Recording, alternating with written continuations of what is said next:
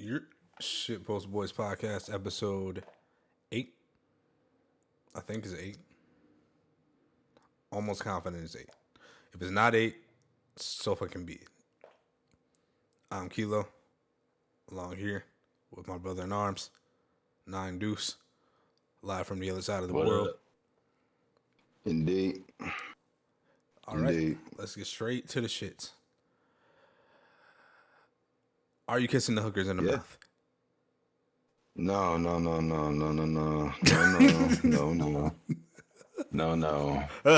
right. No, we gonna actually. Hold on. I'm actually keep it clean this week. That's the one. I got the one out of my system. I ain't going no further than that. What? I got the one out of my system. I'm not going no further. I have Look, no idea. We don't start with shock value. I feel like people might get it fucked up, and it might think that this is a safe podcast. It's really not, for the most part. Then let me continue my thought from that. You said, "Am I kissing these hookers on the mouth?" And my answer is no. They don't even know how to touch me right. It is still COVID. Yeah, that too. But still, I wouldn't even consider it because they don't even know how to touch me right. That's the saddest shit I ever heard. No, it's not. It's not the saddest shit that you've ever heard. Okay, if I frame it the right way, yes, it is the saddest shit you ever heard. But what I said is what I said. They don't even know how to touch me right. Did I tell you the story about what happened on the elevator? Man, hold on. First and foremost, it's about to go left. Let's back up. No, it's not. Kind of. Let's back up. To be clear, you have no indication as to whether or not the young lady in question was in fact a sex worker. I don't, but that is within itself misogyny, sir. I'm gonna need you to check that. No, it's not. It really no, is. It's not. It is. I don't make the rules. We don't make the rules. Fam. We don't get to make the rules, bro. On the Shitpost Boys pod, yes, we do. The fuck? Yes, but I just want to make it clear. In the real world, outside of the jokes among friends, in the real world, we don't make the rules. Okay, but do I often refer to women as... If you often, it only takes one time. It only takes one time that somebody has an issue with it. Okay. No. How often, or at all, period, do you ever hear me refer to women as bitches, hoes, sluts, sex workers, hookers, prostitutes, anything like that? I'm purely going off of a suspicion. I am purely going off a suspicion, and I am running with it because we gotta have content. Right, but shouldn't our content be like the important shit? Like saving humanity or some shit? I don't know. I'm too far away from Not exactly. Let me get my shit together. Anyway. You sound good over here. I know, but I'm checking the levels. This is all of this is for the fans. None of this is for you. Okay, fair. The listeners, the supporters, the family. In any case, I'm gonna get to my week before we get to your week. Okay, fair. Yeah. No, I just been to work and shit. I haven't really done too much outside of literally work. Try to get the podcast shit together. Yeah, some photography here and there, making some videos, running some stuff for the old group. Outside of that, staying in the house, showing up the places when I know nobody's gonna be there. As soon as they open, wherever it is that I'm going, to get whatever it is I need from there. I'm still treating this shit like it's serious. I hope that everybody else is. My IG feed says otherwise, but I'm not here to judge. I feel like there's something big that I was supposed to mention. No. At least not yet. Either way. So, our career correspondent, give us an update. I don't have an update, but I do have a story that I've neglected to share with you, and it's just because like I just thought about it, and at the time That's an that update. we okay, fair then. Um, Korea is wilding. America's wilding. Korea is wilding. America's wilding. This Yeah, nigga Korea. Trump got COVID. The jury is How still you the out on leader of the that. free I'm not world is getting infected because you don't believe in masks. fam. I'm not buying into any of that bullshit. And even if he does, he got money. He'll get this. It's not a problem. Um. So yeah, man, Korea's wilding, dog. So a few months ago, my nigga, when I first got here, dog. Um. Let's call this the drunk. Let's call this the drunk kung fu story. Um, I was going to McDonald's. I live right next door to a McDonald's, literally right next door to a McDonald's. And fam, as soon as I step out of my building, I see this dude basically doing kung fu on a tree. My dude, he was drunk as hell. He was drunk as fuck. He was hitting this fucking tree like he really had beef with this fucking tree, just flailing his arms and legs and shit. I guess he had seen It Man that day. I don't know, but he was trying to do his best Donnie Yen impersonation or Jackie Chan on a wooden dummy. I'm not quite fucking sure. But anyways, I'm going to McDonald's. I go get my food. I come back. He's still doing fucking um, drunk karate on this fucking tree.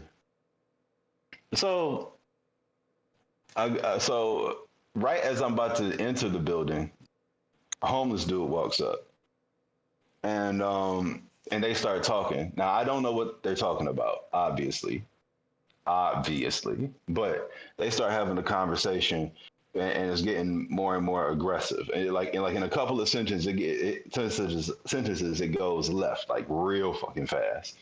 So the homeless dude, for whatever reason, I don't know why. Please do not ask me why. He just slaps the drunk dude, like, but it looked like a hit that he could fucking take. So I'm thinking, oh shit.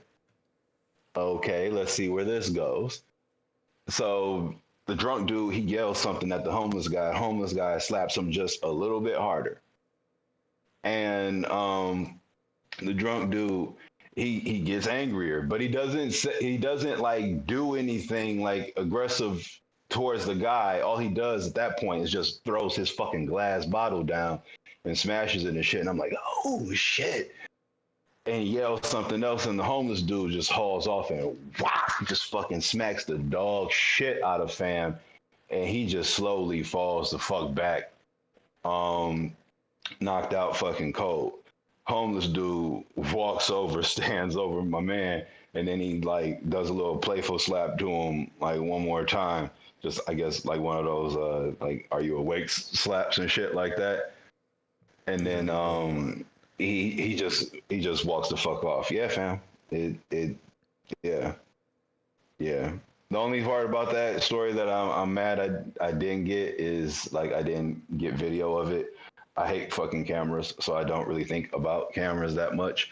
I'm trying to get out of that, obviously, but I wish I had my camera out when that happened. That was it.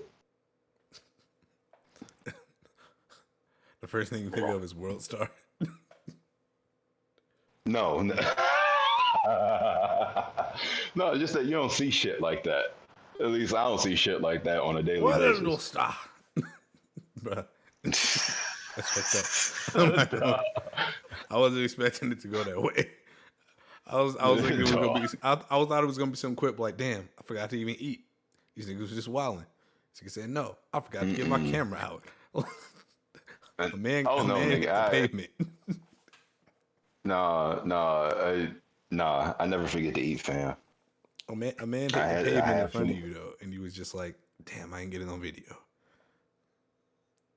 Yeah, that's fucked up. He was fine. He was cool. He was fucked up. They was both being belligerent. Either way, it seemed like but you don't know what they were saying. So you know they being belligerent.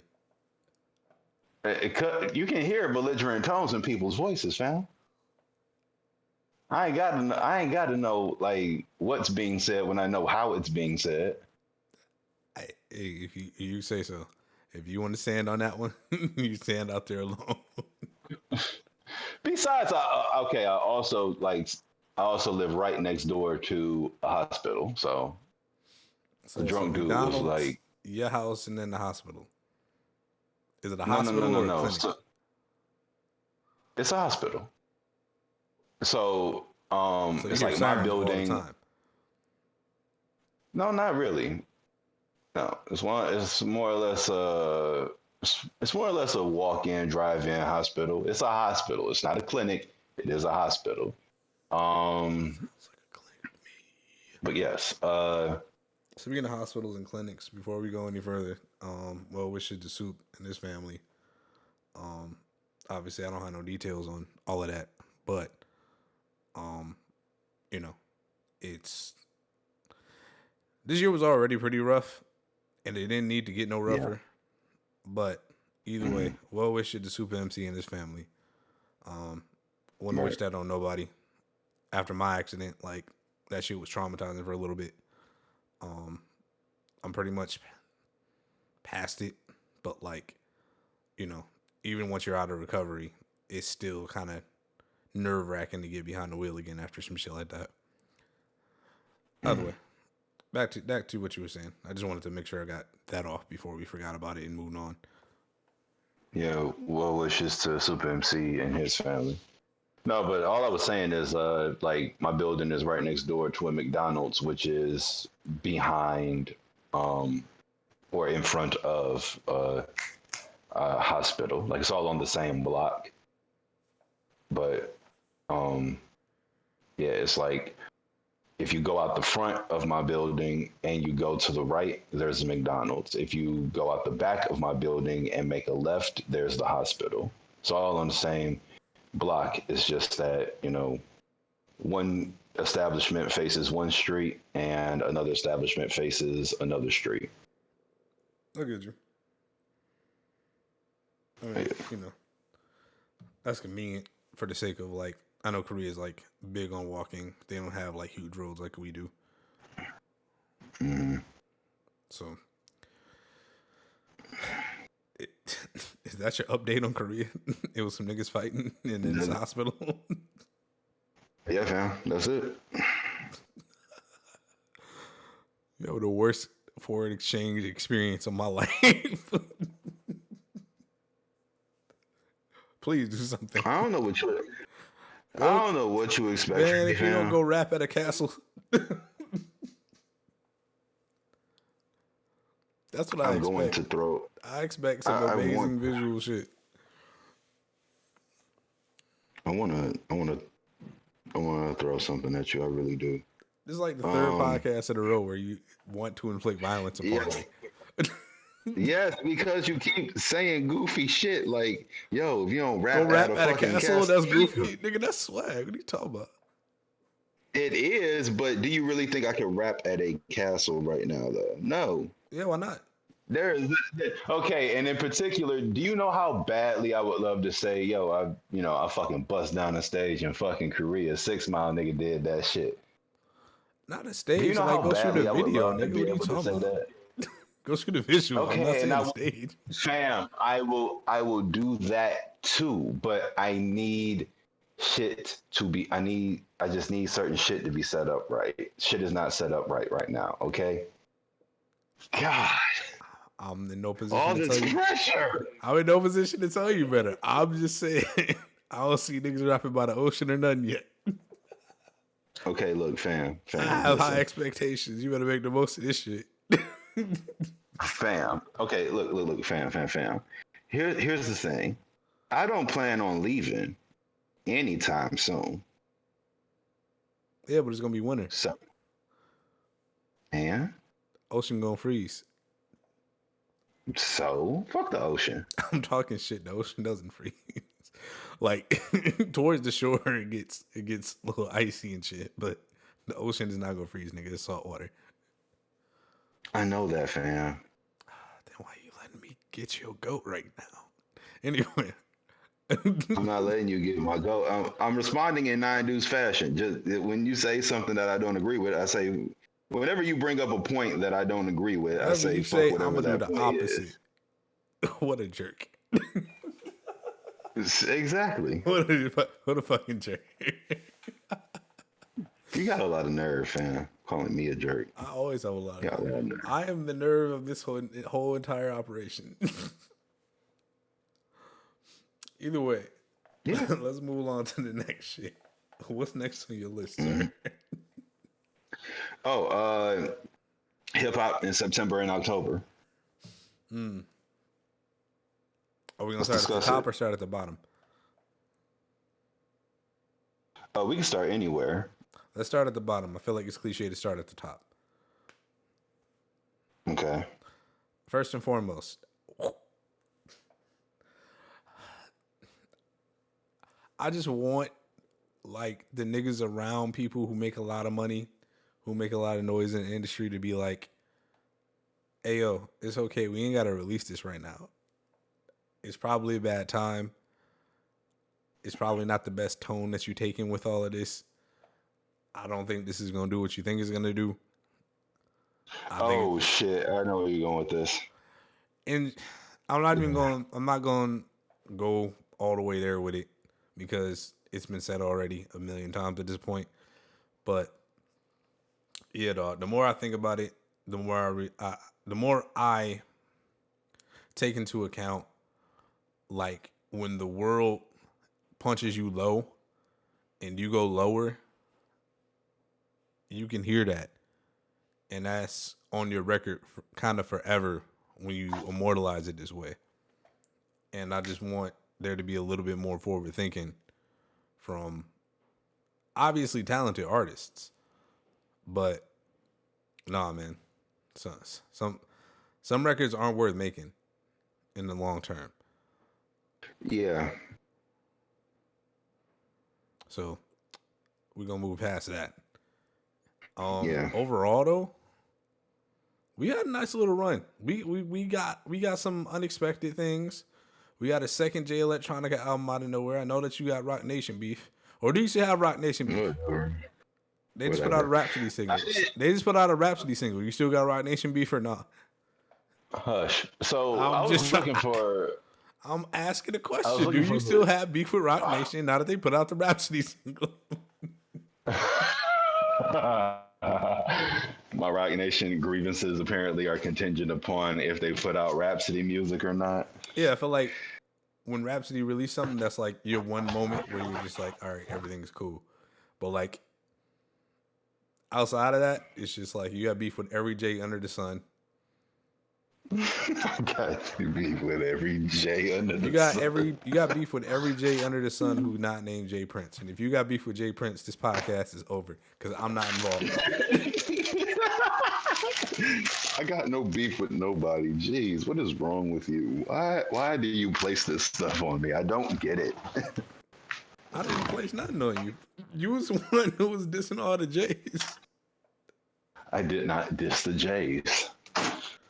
All right, if you say so, dog. I ain't gonna I ain't gonna press the issue. I know what I heard. You know what you said. How did you like the Rhapsody single? With all that has come with like kind of the unexpected releases, were you expecting like a Rock Nation album as soon as you dissed Rock Nation? Oh hush. I did not expect a Rock Nation album, but that makes sense, considering that everybody is focusing their efforts on trying to raise awareness with society's ills. Yes, so it was not expected. How I'm sick of it. Uh-oh. Yeah, so yeah. That I also was not expecting. Are we gonna get to that this episode or The Rock Nation album? no? Awareness and your beef with awareness. Oh yeah, we getting to that this episode. Okay. Not yet. I'm gonna get some of this light material out the way, and I can yell later. Okay. Cause I'm Oh shit. me and awareness got beef. Anyway, Oh shit. you I already don't you know if if I I wasn't want to next be year here. later. I haven't heard the Rock Nation album yet. I wasn't prepared for it. There was too much other shit in my queue at the time, honestly. The Elza album is just phenomenal. But I expected that. I think L's first album, The Preface, was like the second or third album I ever bought, like with my own money. The first one, as you know, was Donuts. R.I.P. to Dilla. I bought Donuts, and then shortly after, I remember I bought Tronic by Black Milk, and The Preface either shortly after or right before. Because like I was buying all Detroit shit, like that was my whole thing. I was going to rip all these other niggas off and buy all the albums. All the albums from the local heroes. You know, I think, Yeah. I don't remember. Do you remember if Bar Exam 2 was before or after that album?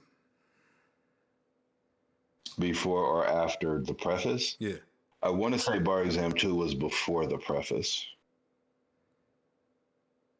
You might be right. Because I'm just trying to think how I got into Elzai in the first place. Like, obviously, niggas listen to Slum Village. But I was a child and I didn't know that niggas in groups had names. Right. It's crazy. As crazy as that sounds, I didn't have internet and shit. Like, you had to either see the shit out in public or something, or an ad. And if you didn't see that ad, you know these niggas' names. I don't know. Do you know anybody named in Boys to Men? Wanye,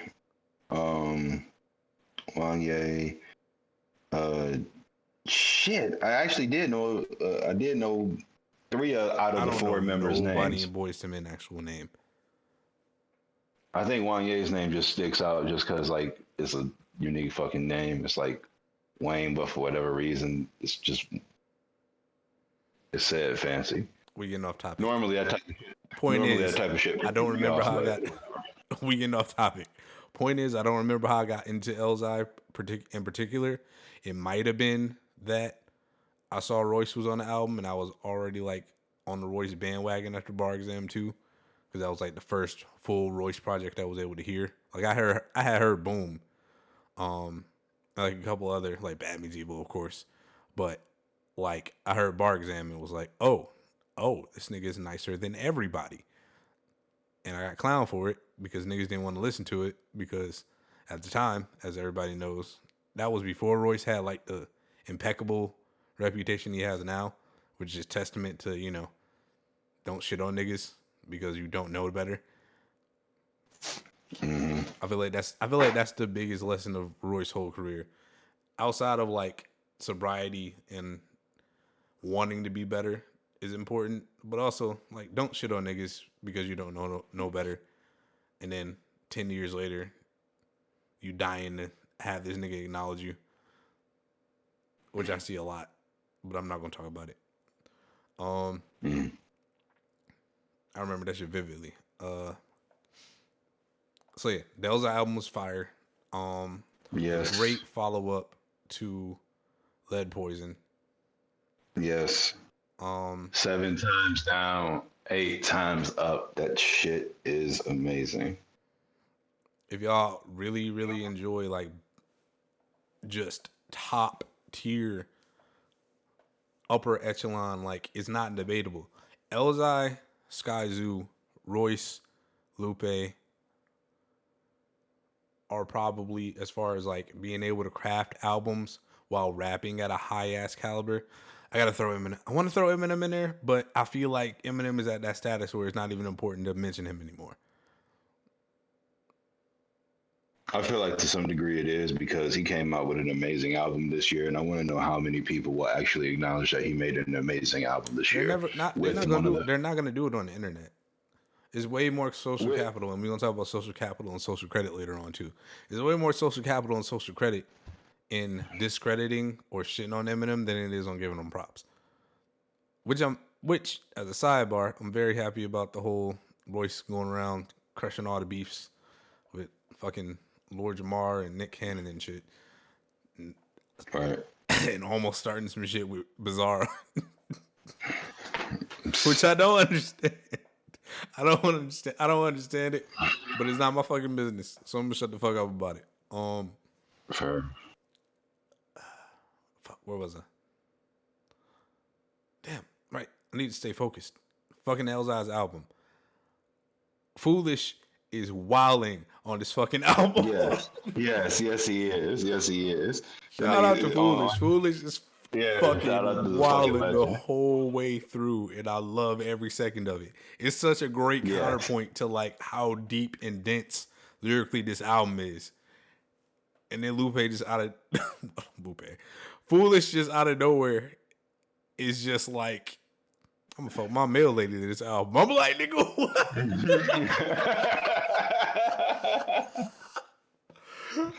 No, I think God is like the greatest example of what you just said, because while Elzai is saying like, what do you believe in? What is your God? And he gives like all of these things that God could be an acronym for. That nigga's that nigga's a top 5 acronym rapper when you think about all the albums. When you think about Demons, you think about Friends from the fucking Crisis album. Yeah. Which I also need to probably go back to and study a little bit more. Like Elzai albums are always something that I go back to for years. Lupe albums the same way. Like I'm still Joker's Wave is like 3 or 4 years old now. 2 years old. Yeah. Fuck. Mm-hmm. Yeah. Elzai albums just have so much legs. Like I heard the preface again last year, after the Crisis album. Like I was playing the Crisis album and I was like, I should go back to the preface, and I'm still hearing new shit years later. That's the kind of shit that excites me as far as like somebody who really understands words, who's really good with words. Like to see how people can bend meanings and bend syllables and consonants and sounds and make shit all flow together that way, man. That shit is just, man. I'm very. This is an album I'm probably gonna buy.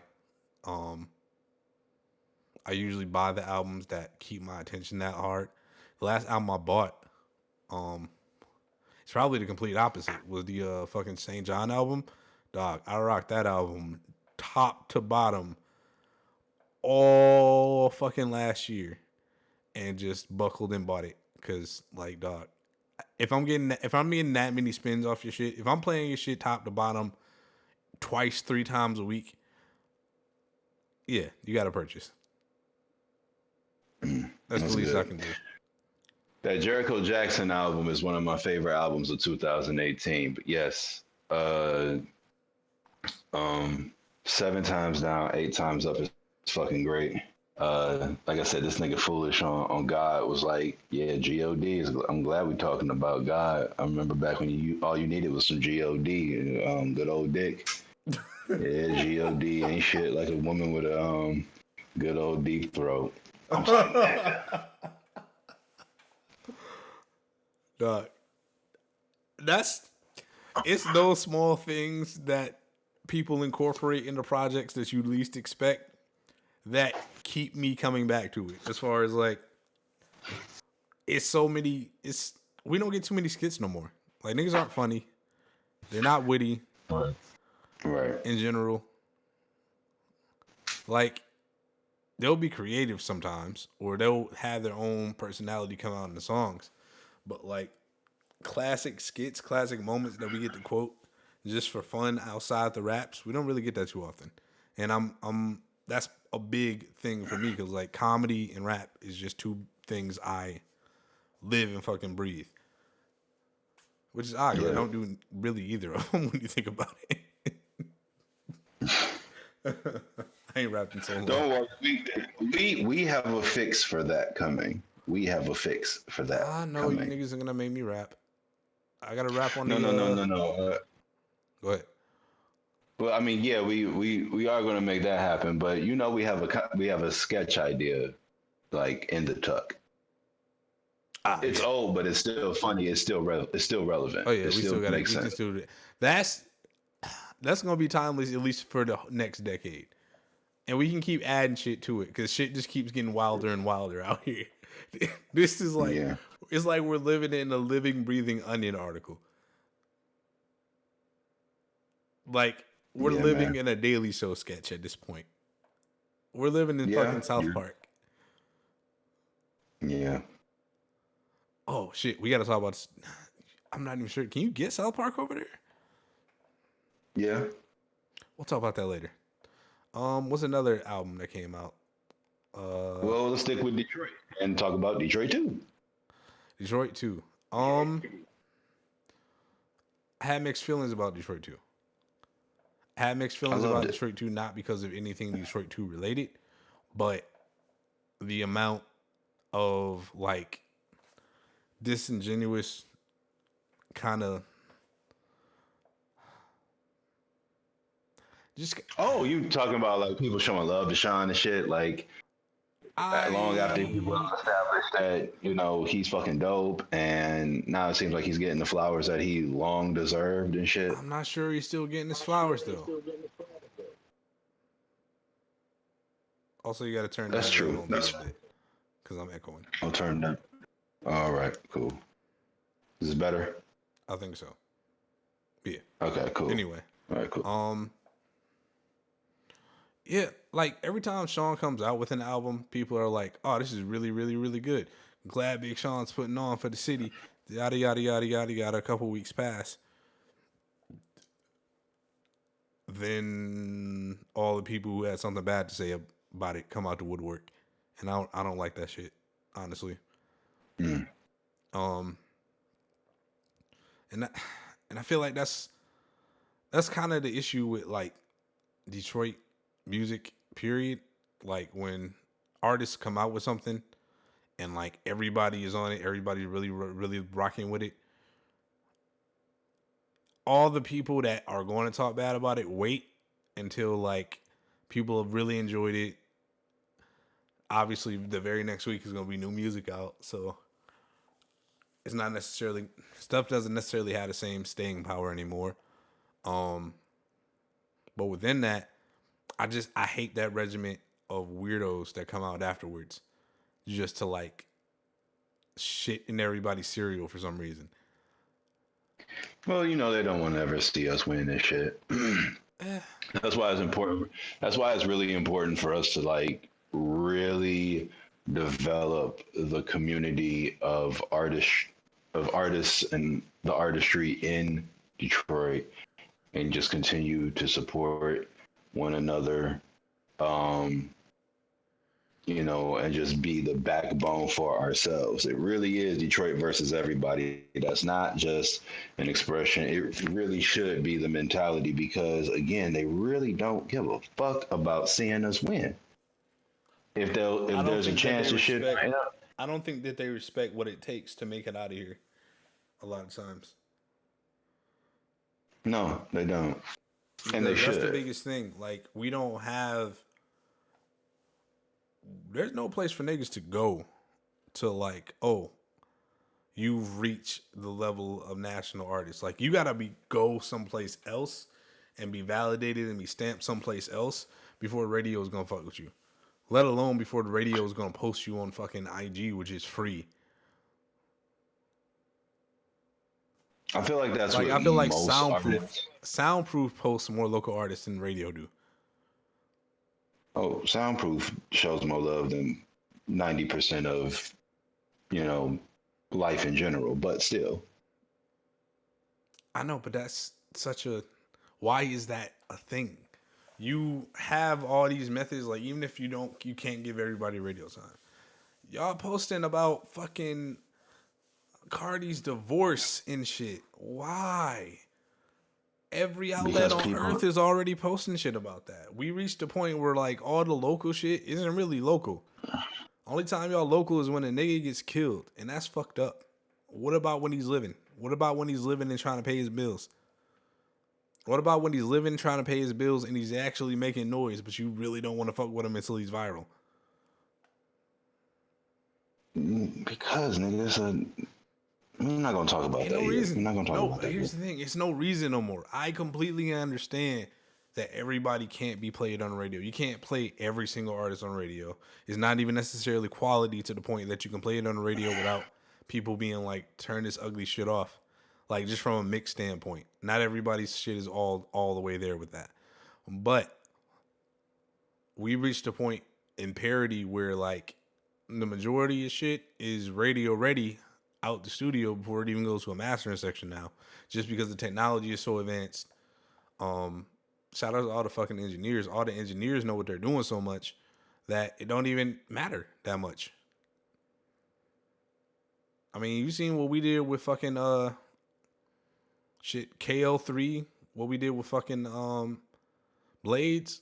Like, we didn't need a big ass studio to do that. No. And that shit sounds great everywhere. Everywhere.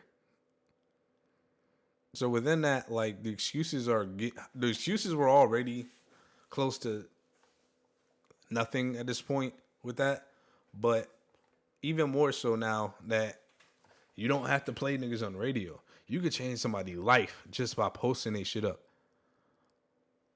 Just by a few thousand people seeing them, 5,000 people seeing your shit who never would have seen your shit, who get to hear your shit, see it.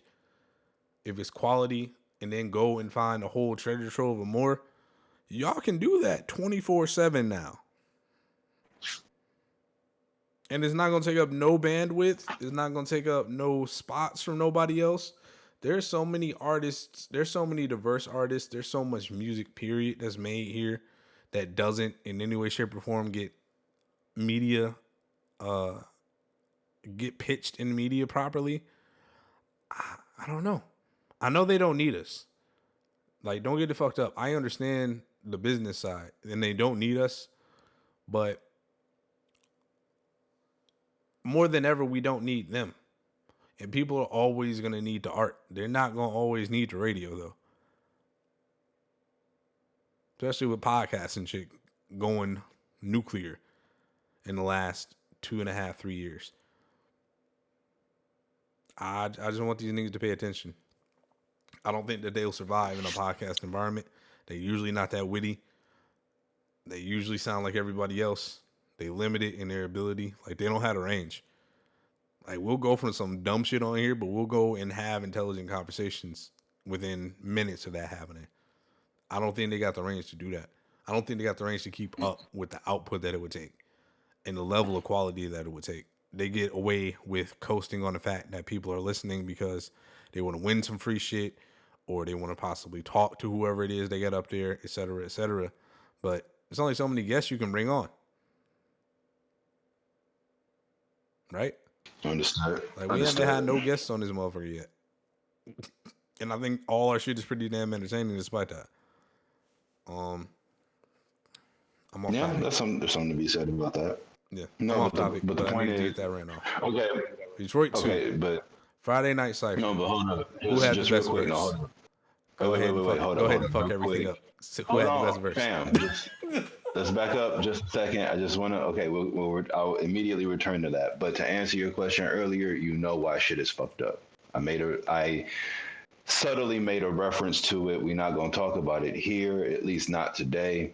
Now, Friday Night Cypher. Who had the best fucking verse? Good fucking question. I would say M by default. I mean, he rapped the most. And you know, M hits every time.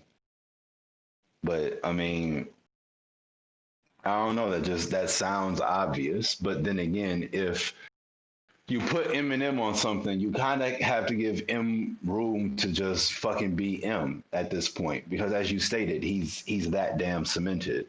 Like, even with the Kid Cudi shit.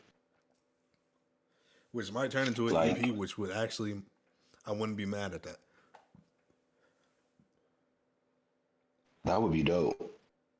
But I think when are you getting that? Are you basing that assumption or getting that idea from Cudi saying the trilogy continues?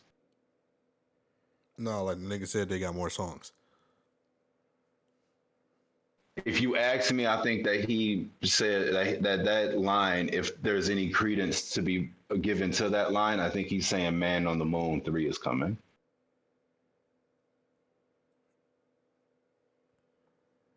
That might be true, but no, like he said, we got more songs. Like, said it. Oh, okay. Cool. That would be dope. Like, I'm trying to be literal as possible here. No, he said like we got more tracks. Oh, he actually said that. Cool, cool, cool. Yeah, man, I enjoy Detroit 2 from top to bottom. I don't give a fuck what anybody else thinks. That shit was awesome. I listened to it from top to bottom several fucking times, and I will return back to it. I'm just glad that Detroit is having an awesome fucking year. Love my city. Uh, Other releases that came out in the months of September and October. Uh, Griselda dropped some shit you already know. And Conway's From King to a God, that was dope. Then shit, like a week later, Armani Caesar came out with the Liz tape. That shit was nice. And this month, you know, West Side Gun came out with Who Made the Sunshine. Nigga said drop kick the brick, hit it with a pedigree. That shit was awesome as fuck. West Side Gun makes such good albums, period. Like, you can depend on Griselda to hold you over. Like, if it's a drought at any point during the year, you can bet somebody from Griselda is gonna drop some shit and it's gonna be amazing. Shout out to fucking Griselda. That's a group of motherfuckers that's a group of people who have transcended what you can do while being lyrical. Yeah. Yeah. Because most people of that caliber of wittiness, of character, of style don't get into those conversations for some reason. Normally. Like, I'm happy you get a Benny, a Conway, a West Side Gun, a Elzai, a Royce, possibly a Cole album, a Sean album, all of this shit in a year. A fucked up year, don't get me wrong, but I'm happy you can get that in a year. So quite a while back, you couldn't have got that and it be respected the way it should. Probably not. Oh, for a fact it don't. But I'm not gonna rant about that. And before I forget, let's talk about some more shit we enjoy, more albums we enjoy. Wait. All right, yeah. Before I forget, I definitely got to say, Public Enemy's "What You Gonna Do When the Grid Goes Down." That album is nice as fuck as well. That shit, God damn it, that album is nice. Yeah. Like I said, that JL album, I'm not sure if you got around to it. That JL album is I did. Very That shit is hard. That shit is. The Devil Hates That's the album that we wanted.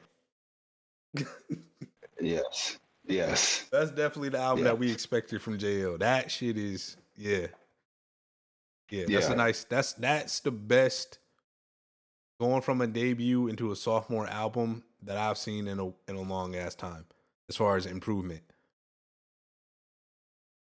Would you be willing to say that that's the best strange music album of 2020 so far? At this point, probably, man. With ISO as a very close second. ISO is up there. ISO, Interfere, the JL album. I haven't heard the Joey Cool album. I'm going to listen to the Joey Cool album. I haven't given Joey Cool the necessary respect. I should, which is strange because all his tracks with JL are just fucking fire.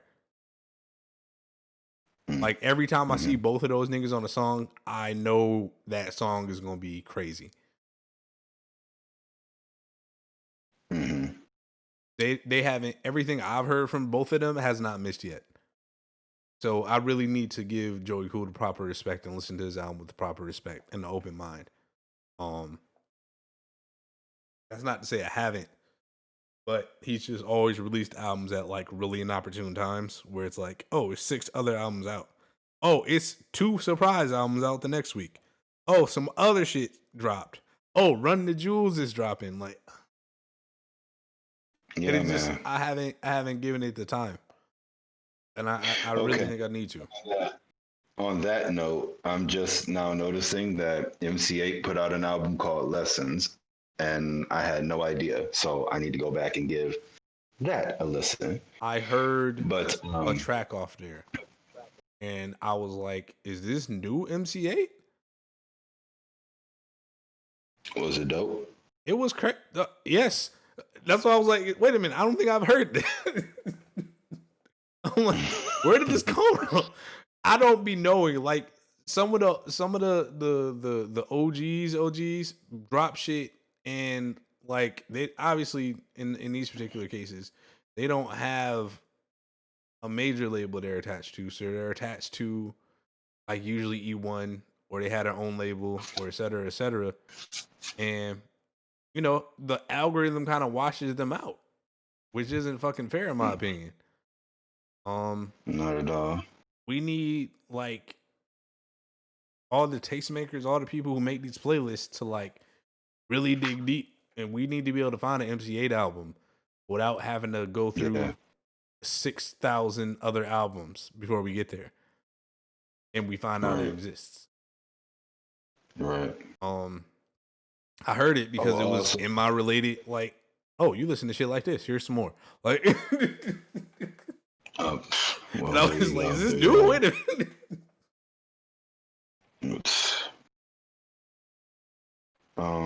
Also, shout out to GQ. A Midsummer's Nightmare. That was dope. That was dope. Nice little EP. Uh, I follow GQ, and he says that he's slowly but surely working on an album, or at least he hinted at it. So I don't know. Jamla is gonna release some shit. That's all I know. Jamla got some shit on the way. Jam was the army. Yeah, Real. for I'm real. very happy with everything that comes out of that collective. God, then that we didn't really talk about the Rhapsody song. How did you like it? Oh no, I thought it was dope. I thought it was proper. Ooh, ooh, ooh. But just yesterday, I heard Dinner Party, their re-release of the album that they put out before. The dessert edition basically is what it's called. And the track that Rhapsody did, my God, she took the fuck off. My God, it was amazing. I'm like, oh, That's like a I think given I at might this have. point. She's also one of those I, people where like I you think I have may to have fell expect in that. You love see her again. and it's like, okay, this is about to be some like let me go get the You see headphones. the thing? No, it's like no. I expect dope shit from Rhapsody, but I expect dope shit from Rhapsody. And Eve was a good album, but you already know how I feel about Eve with relation to Layla's Wisdom. I will say no more. Um, the shit that I heard Rap do on the Dinner Party album, I didn't feel that way. I haven't felt that way since Crown.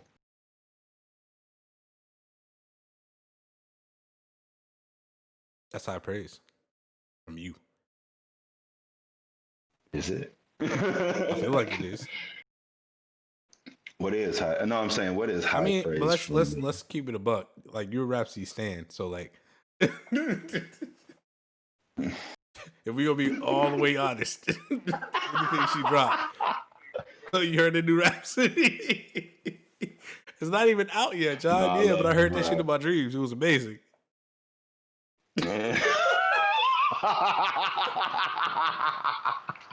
That is crazy. Hearing an album that This ain't even nigga. dropped yet, that shit is nuts.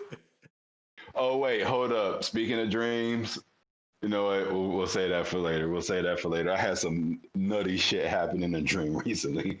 It was crazy. Bro, never As a use the matter of word fact, nutty in a dream ever again. oh god. Okay. Okay. Pause then. Thank you for pointing that out. Pause. um, we'll talk about. Well, I'll mention it later because we still got gaming news that we got to get to. But Rhapsody adjacent because she went on tour with Rhapsody. Rock's album was also dope. I was literally about to mention that. I was about to like, all right, now about this Rock album, I was not expecting at all because I don't pay attention well enough, and I found it, and I was like, oh, I gotta go back. I gotta peep. I gotta go back and peep her stuff now. Yeah, Like I was already I didn't. on what I had heard from her, but this was every so often somebody who I'm not expecting, who I didn't really get introduced to properly, will come out with an album that surprises and shocks me enough to the point where it's like, okay, I gotta go find some shit now. Like that's what happened with Little Mhm. Sims right before she released Gray Area. I had heard the Wonderland album and the deluxe edition of that. So I went back and heard like all over like her King freestyles and shit like that, and I'm just like, oh, nah, she's just very consistent at this high level all the fucking time. And then the Gray Area album dropped, and it's like, oh, she also knows how to make an album while also rapping at a high ass level all the fucking time. I that shit is for me. That's why I listen to rap. You don't get the same layers and depth with other music that you get when it comes to rap. When it comes to the lyrics themselves, and you mix that with somebody who really know what sound they want for this collection of songs that they about to bring to you, dog. So yeah, I'm about to go back and Pete Ciroc whole discography because I wasn't paying attention, and I am sorry. And I mean, like, how would you have? That's part of the disparity of being a woman in hip hop. Another topic for another episode, where we will have to bring on. Well, we will have to bring on a couple of female MCs if need be. Shout out to You our know, a bunch sister of them. in arms. Ooh, Um, Kill It Crimson. ooh, Our sister in ooh, arms, ooh. Crimson. I don't know. I don't know that kid. she doesn't. She doesn't go by kid anymore, sir. Every time I see like her early stuff, I'm just like, "Who is your creative director? You? Who made these decisions? You did? God damn it!" leave my little sister alone. I have to give her shit. I give her nothing but praise in every other context. Sometimes I got to give her shit. Understood. Speaking of, But she's yeah, in rare form for this album. You haven't heard that, but I've been in the studio with her.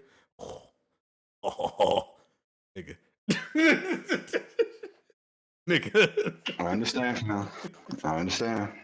She was in rare form that day. I'm like, wow, you don't do this every day. I should know I'm there. You don't do this every day.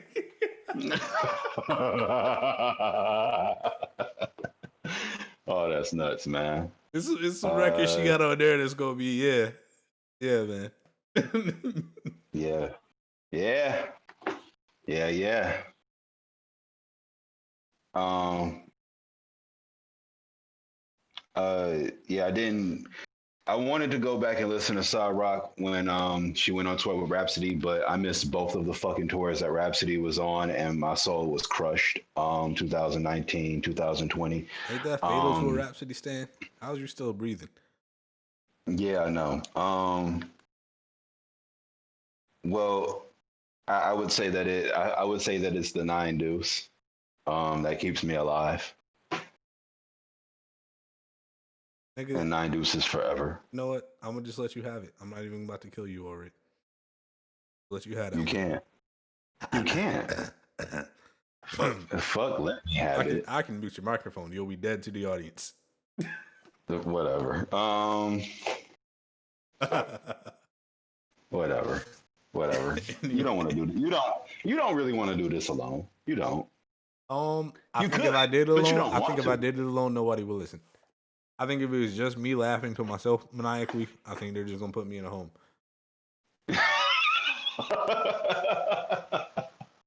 Come on, fam. Give yourself a little bit of credit. Just a little bit. Like I can't do funny by myself. I can do informative shit by myself. I can do music analysis by myself, honestly. But like when it comes to funny shit that people are gonna want to listen to for like an hour and a half, 2 hours by myself, no, I don't have the range. I'm not Dave Chappelle. Fair. Okay, I understand what you're coming with. I feel like is there any music, any big albums that we missing that we didn't get the proper respect to? Neon Spaghetti came out, and Fluff has gotten a lot better with his entire ideas of how he conceptualizes songs, which is great for me because it's also more than 5 tracks I can play at any given point from Fluff. That's what's up. Like my only knock on Fluff is not that his work ethic is in any way, shape, or form like, oh, you don't work hard enough. But no, it's like you only had that one album for so long, and it's like I want to push your shit into certain areas that I can't because we only got these old songs from like 3 years ago. So I'm happy to have a new batch of songs to like run past people, and for people to just listen to and vibe with that don't require a whole lot of rapidy rap shit that people are used to as far as like soundproof go. Speaking of, Mark dropped a record today called 1010. Shout out to Mark. Nick, hold on. I'm about to play it. I think this is the first time we ever played music during the podcast. I'm not even sure if you're going to be able to hear as a consequence of how we got the fucking audio routed. But I think I'm gonna play that record really quick because Mark nuclear on this record. No hook. It's just fucking bar after bar after bar. And I don't even 1 second. I don't even have anything in his catalog to really compare it to as far as like how dense it is for as long. Like this is one of those rare records when somebody's like really in the zone and they really got some shit to prove, and it's really like, don't ever come talk to me. Like don't ever come talk to me again about anything rapping related. Like it's one of those songs that every rapper got in their catalog where it's just like, if ever there was a moment where somebody was like, all right, but the rapping not that good, it's like, well, what the fuck do you call this, dog? Like if this ain't it, I don't even know what to say. Dog. I'm not saying that this is Mark Cooper's mural, but this might be Mark Cooper's mural.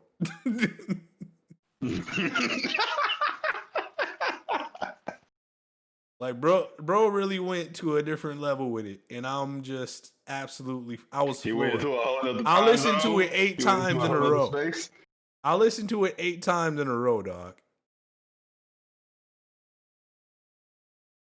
That should tell you something about how dense this record is for basically 4 minutes straight. Anyway, I'm about to play it. I'm not sure if you'll be able to hear it. Mute yourself just in case, and then we'll get back to it once this record is done. I want to definitely get this on the pod though. He went off. Cool. So this is Mark Cooper, 1010, produced by Richie Branson. Shout out to Richie Branson. I don't know Richie Branson personally. Not sure if Mark does it either. But no, the beat on this is just, it's crazy. And I Gotta give Richie his respect. He went in on this shit. All right, so this is 10-10. Roll with the punches too thick and thin. I see potential reach your end like 10-10s.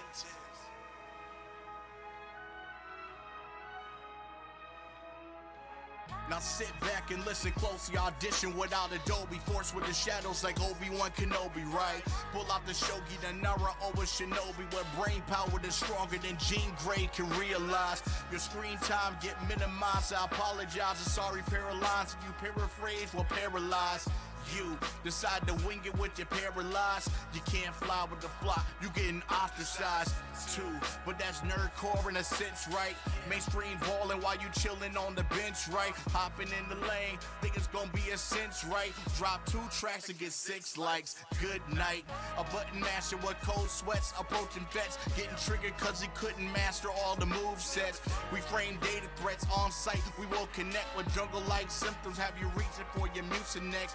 My bars are not Barry Allen. They caught later than Jimmy Fallon. Call Cambridge to Calvin like Mike Tyson to Jordan to knock him out. When I've been scoring, continue touring and snoring cause you rappers is mad boring. I wish they would. Robin Williams as a genie. I skate past these crusty clowns like Mr. Teeny. On the spotlight you see I'm all acting greedy. I'm smashing the baked ziti. Holler at me when you need me, yeah. Just a rapper with a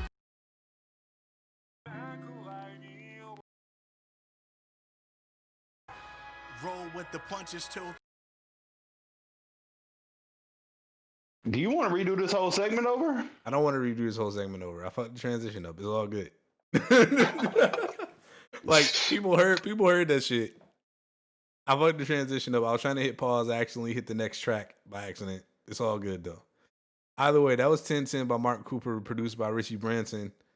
And yeah, Mark went the fuck off on that. I'm sure you only heard like a minute of it as well on your end. After I sent you the link, if you heard any at all. But yeah, yeah. That shit was different. It was different than some shit he's done in a while. Like Test Drive has some bars on there. Test Drive doesn't have that many bars on there with that level of just mastery over shit that's smooth on that particular album. There's some some Mark Cooper cuts that you can point to that are top notch as far as rapping and ability to demonstrate that. But nah, he did something different on this track. He pulled out the I know other rappers are listening bag and just laid all that shit out. Yeah, he ain't did that shit since the All Spark. You right. No, wait. I don't know. The Super Pack has some shit on there too. I mean, but that's technically like All Spark 1.5 in terms of like it's some extended All Spark tracks on there and some new shit too. Right. So we'll call all of that All Spark. If that's like the All Spark Deluxe package that's added on afterwards. But yeah, nah. He was in his bag on this, so I had to give my bro. I'm specifically thinking of tuning exams though. Have you heard him do tuning exam live at 3 times speed? No, I have not. Nigga. Bro. Okay. It's on at least part of it is up on the Soundproof page. And yeah, nah. He when he wants to show niggas like, yeah, I'm nicer than everybody, but I'm not gonna say it because I'm Mark and I'm actually nice. On top of being nice. Yeah. Yeah. So, you know, keep everything in perspective as far as, you know, what it is we do over here. We don't just do one thing. If you've heard one song from anybody on Soundproof, you don't know what their range is like. And that's the entire reason that I enjoy being over here.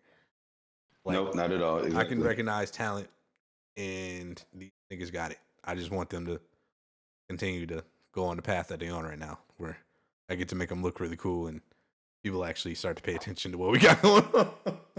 Right. Because that was half the battle. Like, people didn't know that, like, people didn't know we were a group or like what the group consists of or what it is we do. Like I've done like some troll bait what is soundproof posts like 3 or 4 times and people really didn't is what it is. I'm not gonna go in depth about that. I don't want to talk about soundproof too much on this particular podcast. Because I do want to get to like the shit that, you know, we're actually here for. It's the Shit Post Boys podcast, right? We haven't done no shit posts yet. We should touch on gaming really quick, but then we should get to the shits. Okay. Or should we get to the shits and then touch gaming? All right, let's get to the shits and then gaming. Let's go that route. Okay, first and foremost, what the fuck? Did you see the shit I posted in the fucking in the thread? Yes, I did. Yes, I did. That is a top tier troll post. Fam. Hold on, I'm gonna read it for the people real quick. 400K after taxes. That's a measly 16,000 a month. It's all relative. Family of 5, 3,500 a month for food. Duh.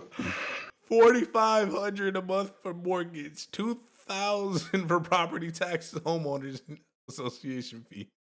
1,500 health insurance is about accurate. I ain't gonna hold you up. 2,000 in car payments and gas, maybe within reason. 500 on utilities. Huh? That's not even close.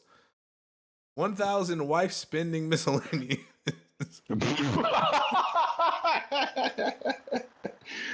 Oh man, now that might be misogynistic, fam. 1,000 miscellaneous for kids a month. Nigga, what?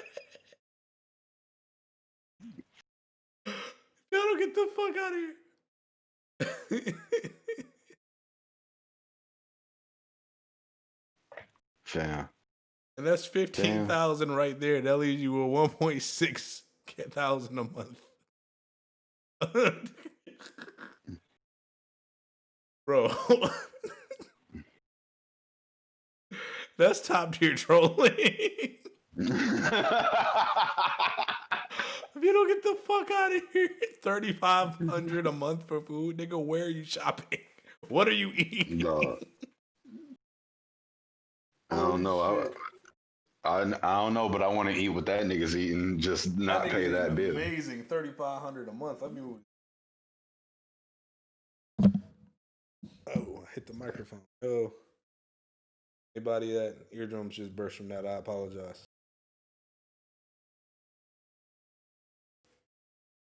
Yeah, dog. We got an ongoing bullshit crisis in America.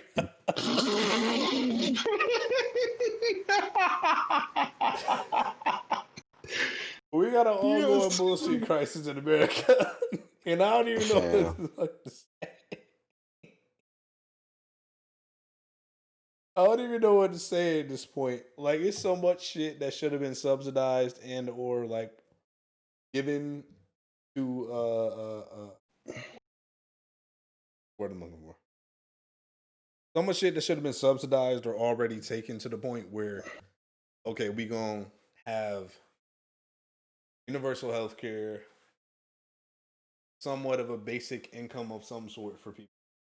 Don't have homeless population at this point, or at the bare minimum, homeless population that has absolutely no way out. That's what I mean by bullshit crisis. We got a lot of issues that are easily solved that we can see can be easily solved. And niggas are just like, but the taxes. Bro, you don't have to pay taxes no matter the fuck what you do. You're still riding on the roads everywhere that you go, right? Mm-hmm. You're still dependent upon emergency services and shit like that. Like, all of this shit that we're dependent on is going to require some sort of tax base. I can completely understand if, you know, somebody like me who's not making a whole lot of money. I am poor, for the record. I'm broke. I see me out. I'm in regular clothes. All these same clothes I've had for God knows how long. I am not rich. Ain't shit sweet over here. I got a bunch of new shit. Destroyer, shout out Destroyer, but that's kind of a business expense at the end of the day. That shit is not for. I'm not just buying shit to be buying it. I hate that nigga all the time with his new shit that dropped. Like, I'm broke. Can't even do it. Can't even do it this month.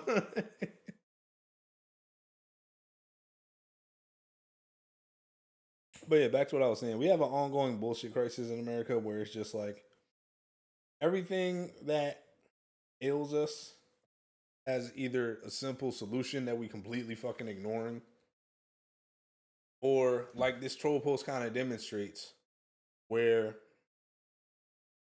let me give people the context. Okay. All right, so this was in response to a tweet by CNBC that says, Right. Joe I saw Biden that. I saw finds the mention. 400,000 a year is wealthy in big cities. For the listeners, not for you.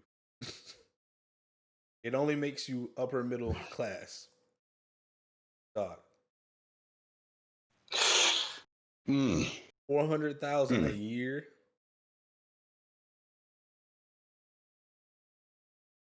Upper middle class. 400,000. I would love $400,000 a year. Upper middle class. 400,000. Almost $500,000 a year makes you upper middle class. What the fuck is this nigga smoking? Where can I get some? I don't know what that shit makes you, but I know it'll make me happy. Biden got that pack. I'm tired of this shit. This nigga said 400,000 a year. Upper middle class. Upper middle class. Upper middle class is somewhere in the neighborhood of half that, if not a little bit less. Once you hitting 350,000, 400,000 a year, bro, you don't have to. If you're not trying to live like a millionaire, you're set. Everything that you got is set. You can't get assistance with a goddamn thing. Right. At that fucking level of money that you got coming in. What the fuck is this nigga smoking? He's smoking some of that food that he was listing as like $4,500 a fucking month. That food that he's talking about is edibles. That's the type of high this motherfucker's on. Yeah, $3,500 a month for food. $3,500 a month for food is fucking insane. The fuck is wrong with this idiot? How the fuck is a family of 5 eating more? I mean, that's a shit post from somebody underneath it. But that $3,500 a month. And that's why it's so goddamn funny, because $3,500 a month is niggas' entire budget with a family of 5. Dog. Nigga, that's everything. Nigga, that's rent. That's the car note. Nigga, that's everything. Niggas don't know. Shit. That's fucking insane, bro. I don't even. I don't know. It's not that I think people are out of touch. Well, I know for a fact people are out of touch. Don't let me backtrack. I know for a fact people are out of touch, but at the same time, I don't wake up thinking that shit is as bad as it is, and then I'll see some shit like Joe Biden thinks that 400,000 a year is upper middle class, and I'm just like, nah, this is why everything is fucked up, because everybody got this shit wrong. Everybody got it wrong from the jump. Y'all got it fucked up on a micro level and a macro level. Dog. We don't know which way is up. This shit is not even, dog. You can't even. Who the fuck is they? Who is he trying to convince? Who is this for? Who is this statement for? Because it's a lot of poor people who are probably in their basement just like me, yelling at the screen like, nigga, what you mean? What do you mean? Fam. Like, yeah, taxes are going to be a bitch up there, but no, you don't have to worry about anything. Unless you at the Louis store consistently. unless you in the dealership because you bought a Lamborghini consistently, unless you live in a space that's completely overvalued, you living in a fucking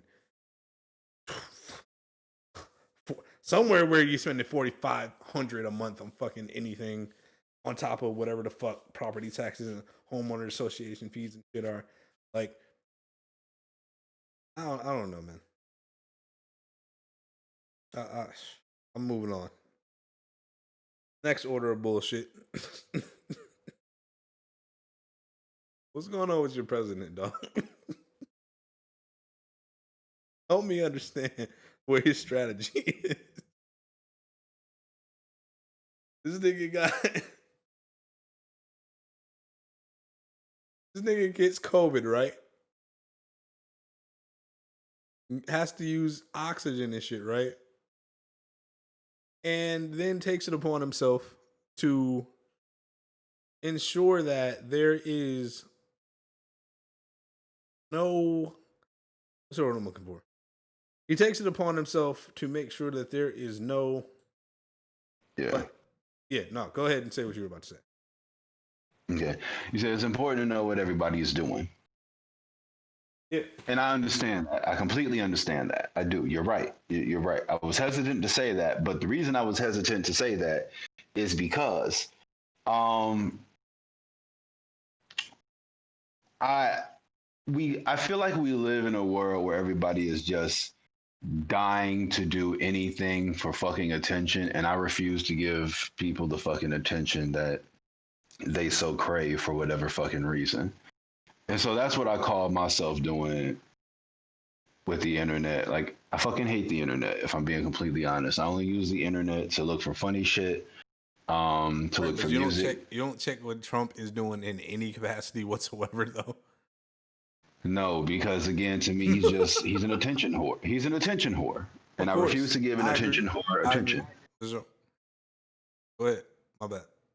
I refuse to give an attention whore attention. I'm sorry. It's kind of like, to me, I guess in my brain, it works the way that the Freddy Krueger lore works. Like, Freddy will go away if you don't have any fear of him. If you don't give him no attention, that don't work for this motherfucker, though. It don't, but I mean, nigga's supposed to be sick in a hospital. He writing all sorts of wild shit about Biden still. Nigga, you're supposed to be recovering.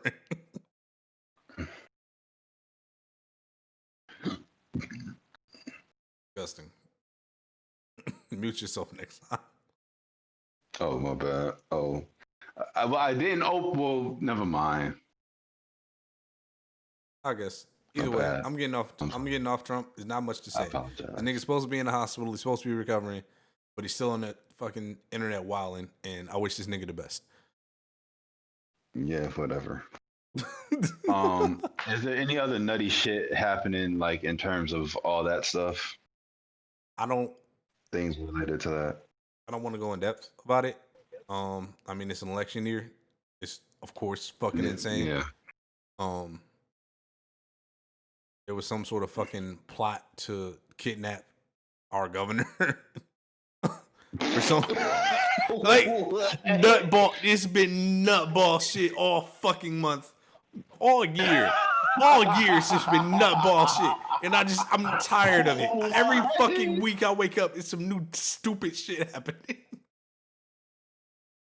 I'm so fucking tired. Yeah, man. Niggas was trying to fucking kidnap Whitmer to make her forcibly open the state or some stupid shit. Dog. Man, I don't even know where to begin. I don't know where to begin with any of that shit. I don't even want to really talk about it that much. Cause it's just, I'm happy it got foiled.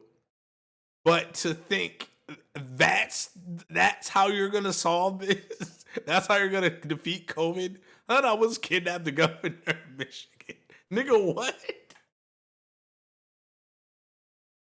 Oh my god! I just want to know I want to know where did this idea come from? Some niggas in Michigan, dog.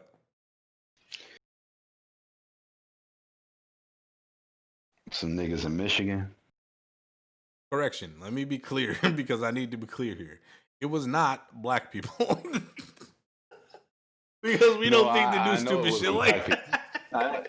I know it wasn't black people because when we had no fucking real idea what where Whitmere was coming from, we wanted, as soon as she said some cool shit, we decided to throw buffs on Shorty. Like, I almost forgot. We the ones that threw buffs on Shorty. Thing I was supposed to be talking about. Why did I get a text message today? Let me read this shit to you, and then hopefully I can send you the fucking image. Oh shit! What the fuck? Hey, it's Governor Whitmer letting you know that voting has officially begun in Detroit. The whole country is watching the election results in Michigan. Be a voter and keep our community safe by voting early. Let's get it done together, Detroit. Find an early vote center or secure absentee ballot drop box near you at DetroitVotes2020.org. Let me send you this goddamn image that's attached, my nigga. You're about to be like, no way is this fucking real. Check the, I'm about to send it to the thread. Okay, I'm looking. I'm watching. I'm looking very closely. Oh shit, here we go. I'm fucking dying. I'm fucking done. This is an official fucking text message. Not an email. A fucking text message from the governor of the state. This is real. This is official. No.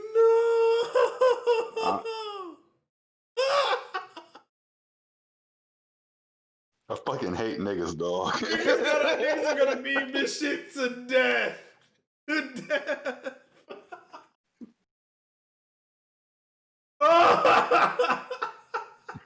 I fucking hate niggas, dog.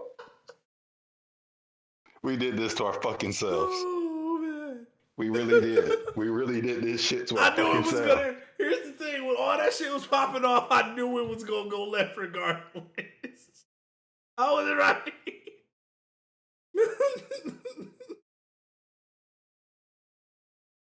Oh my I fucking hate niggas, dog. I meant to post it on IG earlier, but I forgot.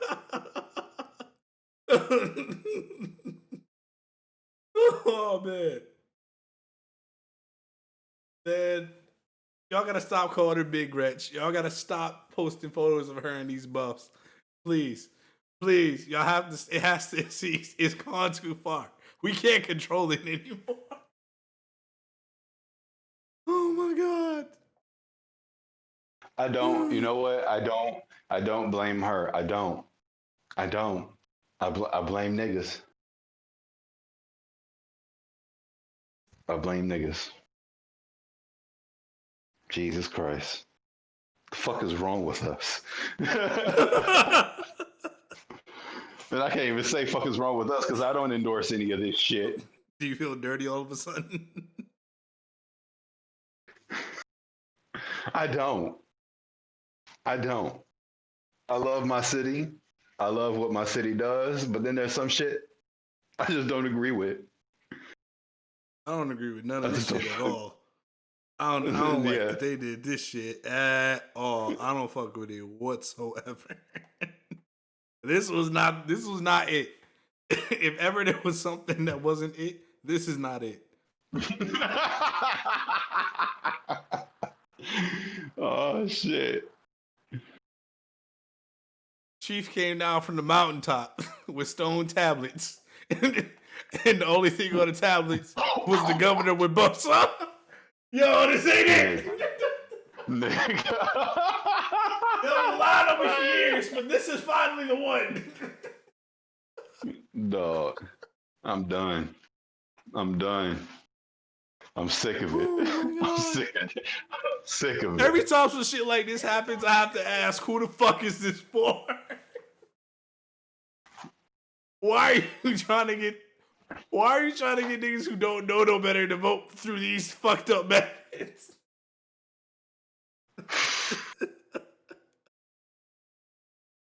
Jesus Christ.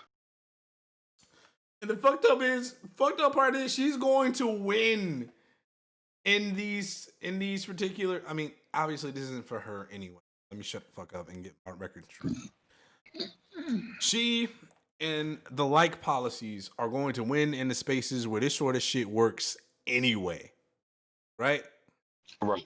Yeah, you don't have to do that because like the people that you're marketing that to, they're already on board. You don't have to do any more catering. You don't.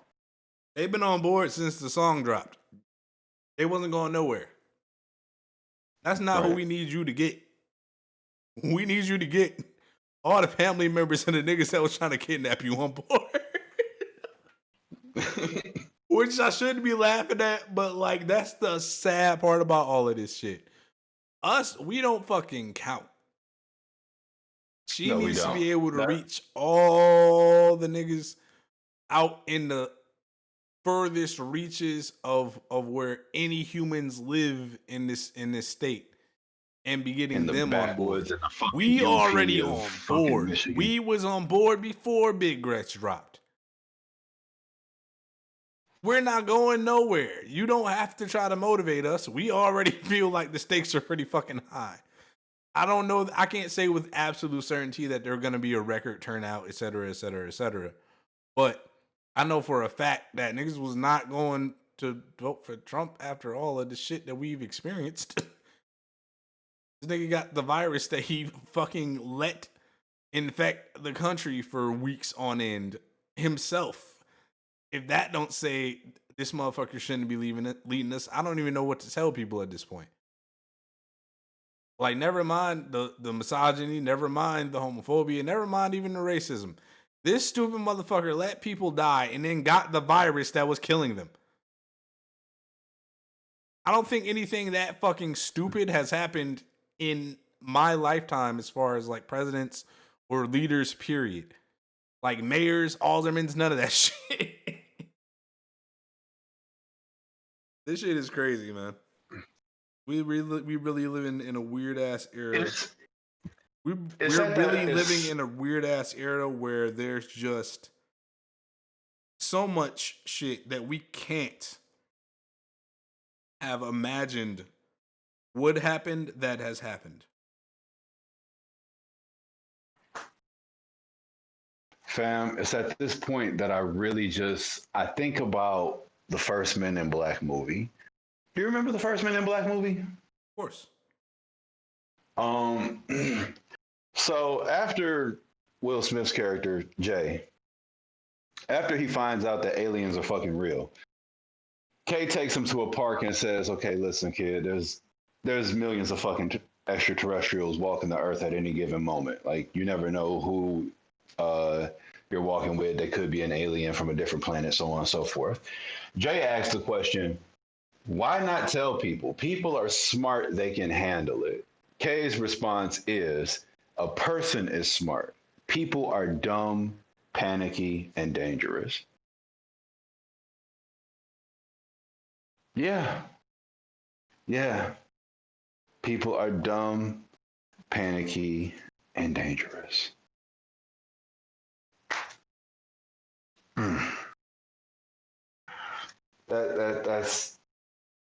That's all that comes to mind when I just think about these issues and shit like that.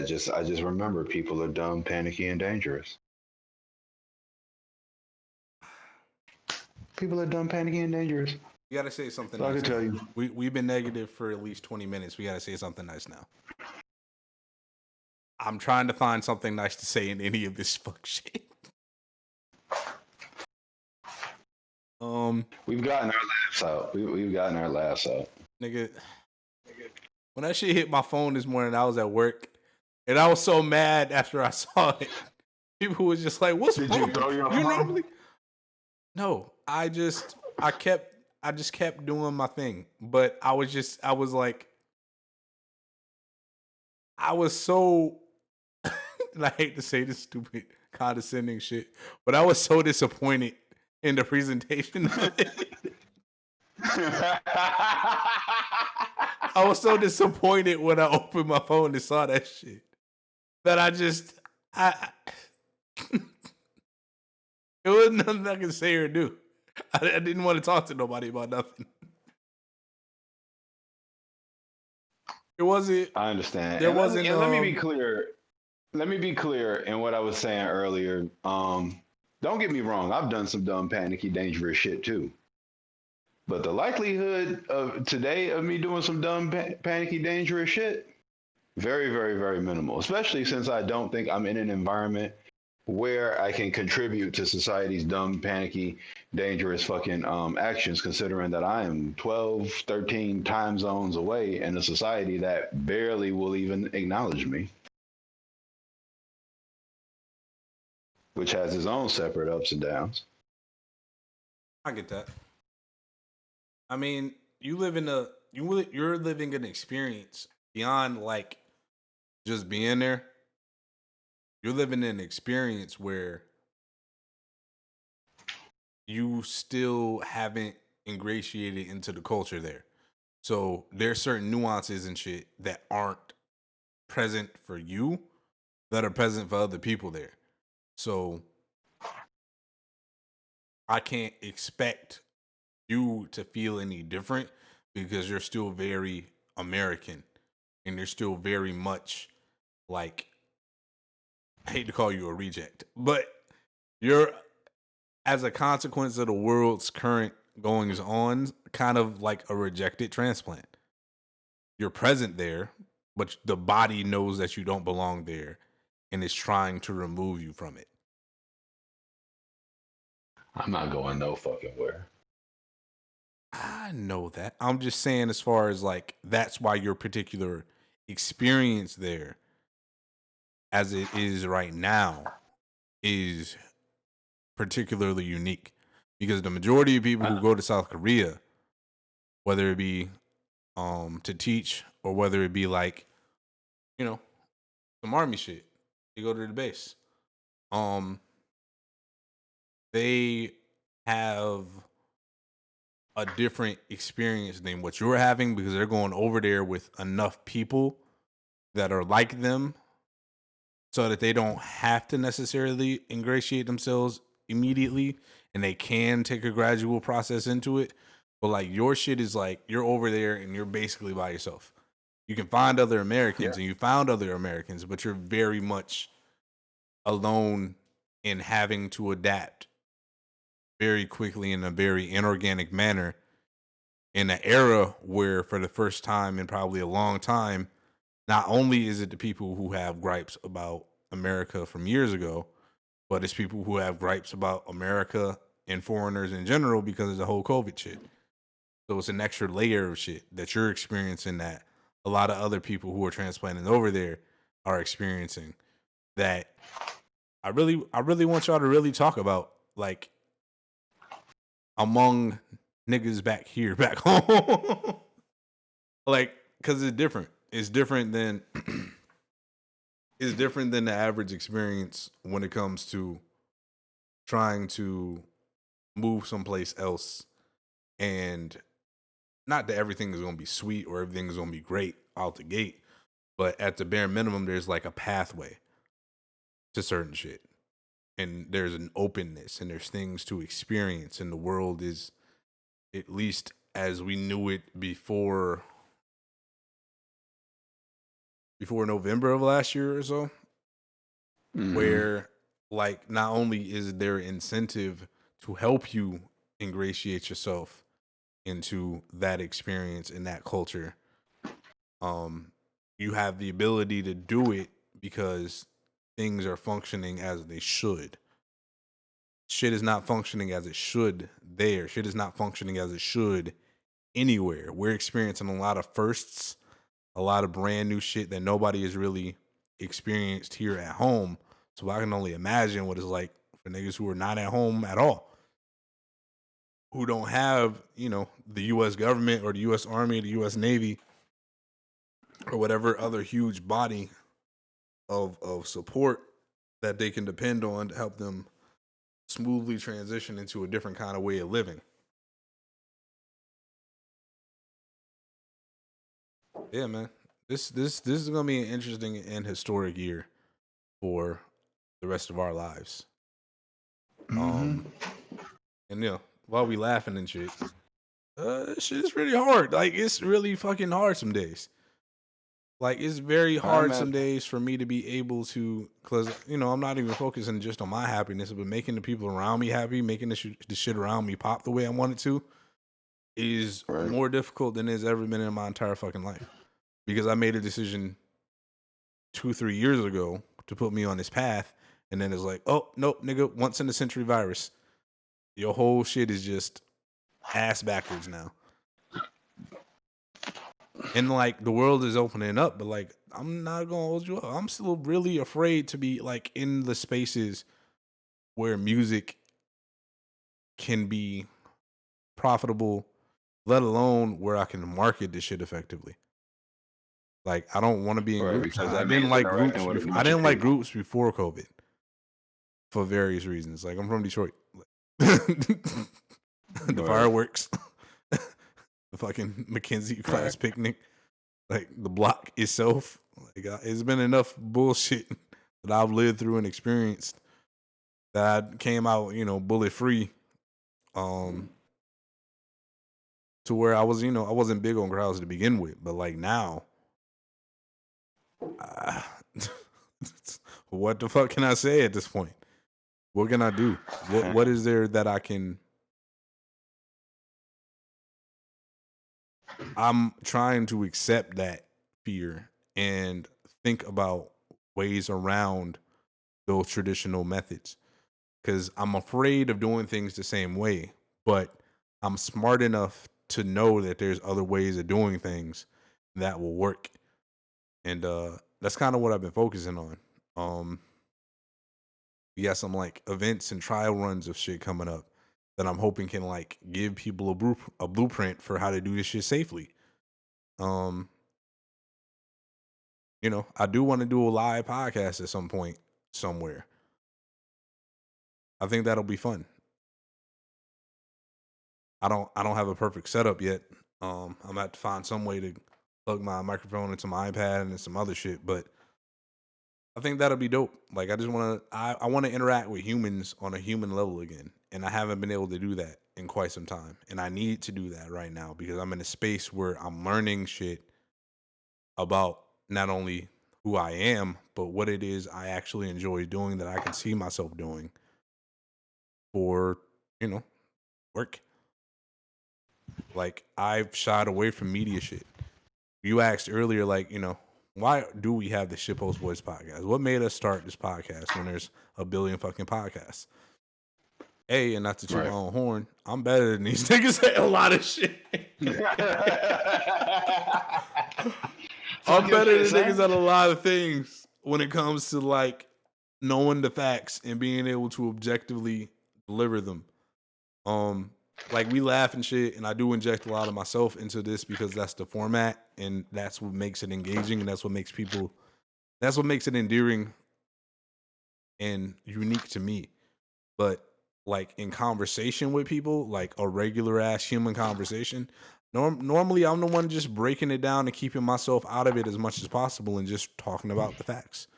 When you know how to do that already, and you already have a personality that fits that people are not to say like, oh, everybody's just so fucking drawn to me, because they're not. But I know how to get, when I have your attention, I know how to keep it for a little bit. Not long. I'm long-winded as fuck sometimes. Like this whole rant is kind of long-winded at this point, but like I know how to keep. We needed it though. Yeah, we needed it. Yeah, I know how to keep people's attention at least long enough for them to have confidence that I know what I'm talking about. And I always ask people, and I always pose this question time and time again. And it's like, would you rather be noticed or would you rather be trusted? Because you can't be both.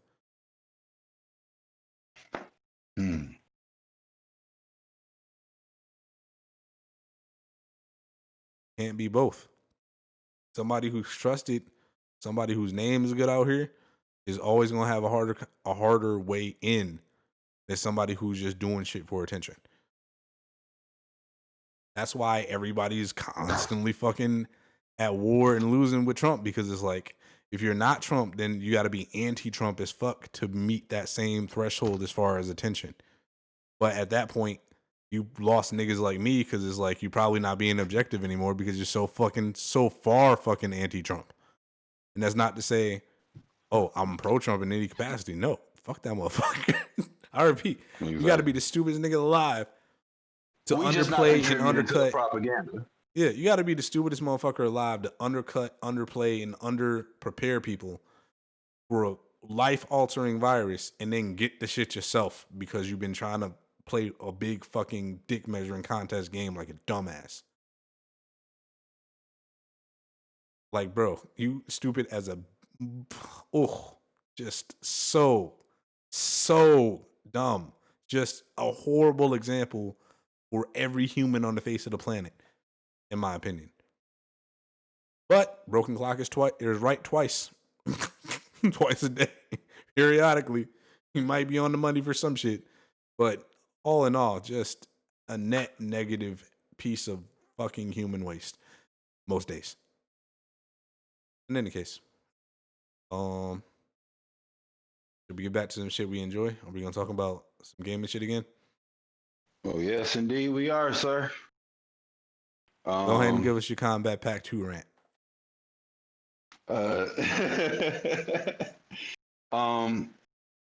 Okay, let's see. Wait a second. We got that out the way. Okay, yeah. So, yeah, I got some grievances. I got some gaming grievances I want to bring up. I just want to mention real quick: UFC 4 ranked online is trash. I told the story. I've told the story before. Check out my IG for the whole story, but basically, the matchmaking is unbalanced, and progressing through ranked matches is trash. It's ass as fuck. My experience has been, I would also like to say Mortal Kombat is my favorite fighting game series of all time, but this Combat Pack 2 is very underwhelming. It's very underwhelming. And I fucking hate Melina stands. Still trying to understand. Trying to understand what? What did Melina stands do? Ever since the fucking game came out and it was announced that Melina would not be in the fucking game, Melina stands have been shitting on Mortal Kombat 11 just for the sake of shitting on Mortal Kombat 11 because they didn't get their precious fucking Melina. No. How they hating from outside the club? They can't even get in. Damn, I don't have the song queued up. That would have been I don't even own that song. Why was I looking through my iTunes library? I know I don't own that. Oh shit. Yeah, Combat Pack 2 is Rain, Melina, and Rambo. I'm not mad at Rambo. I'm not even mad at Rain, but I am mad at Mortal Kombat for not making Rain more inclusionary in the plot. I feel like we needed Rain to be a part of the plot. Like they did what I wanted them to do as a fan with Fujin.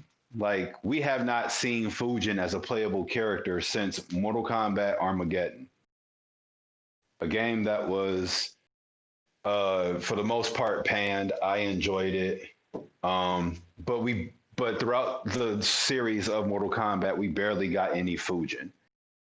We got Fujin in a cutscene in Mortal Kombat X10, whatever.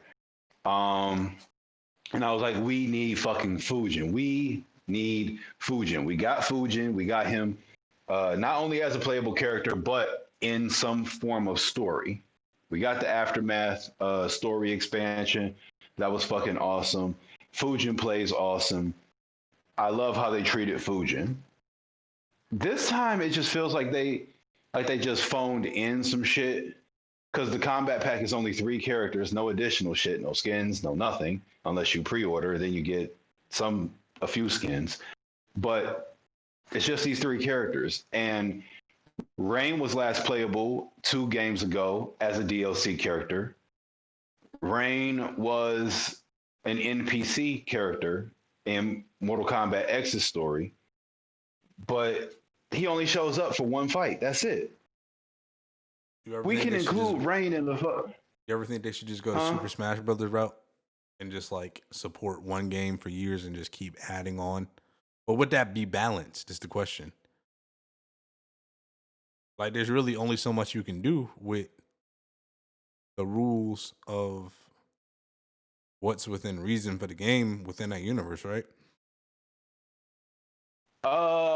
Yes and no. I feel like the team at NetherRealm has enough creativity to essentially do what Armageddon did. What about the rules and the limitations of the engine while keeping a balance while also not making every character feel the same?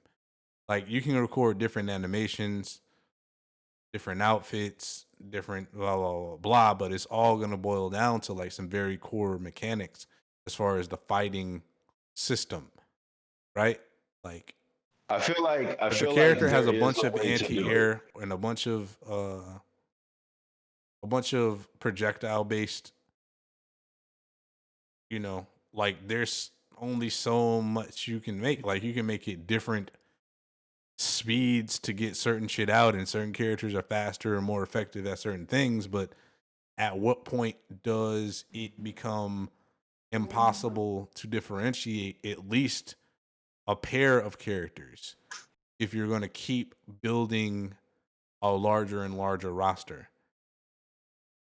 Well, if Smash has taught you anything, it would be that there's a way to sustain a large group of characters, and whether they play similar or not, everybody is almost in agreement that it's a well-balanced game. A lot of people will tell you that Smash is the most balanced of any fighting game. For it to have the roster as large as it is, and a lot of characters being copy characters. But at that point, it basically boils down to aesthetics. Even if there was a character who plays very similar to Liu Kang, what makes you think that I want to pick that character over Liu Kang? All right, okay, we could even look at it like this.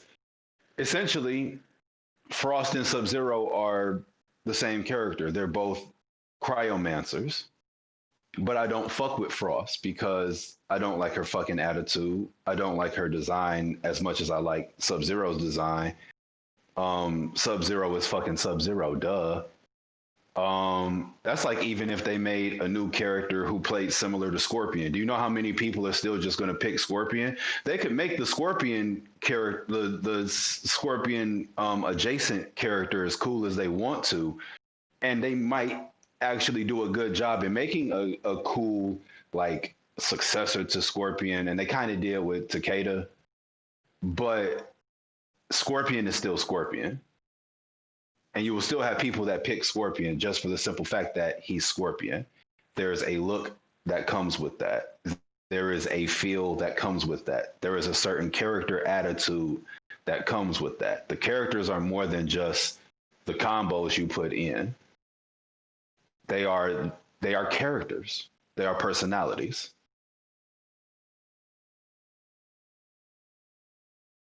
I get it. So yeah, I mean, I feel like, so to answer your earlier question, I feel like if the next Mortal Kombat game did what Armageddon did, where they just basically said, okay, we're going to put every Mortal Kombat character that's ever existed in this game, they could. That would be a lot of fucking information. That would be a lot of data. That would be a big ass fucking game. But they could do it. They could balance it. And at that point, it basically boils down to, as I said, aesthetics.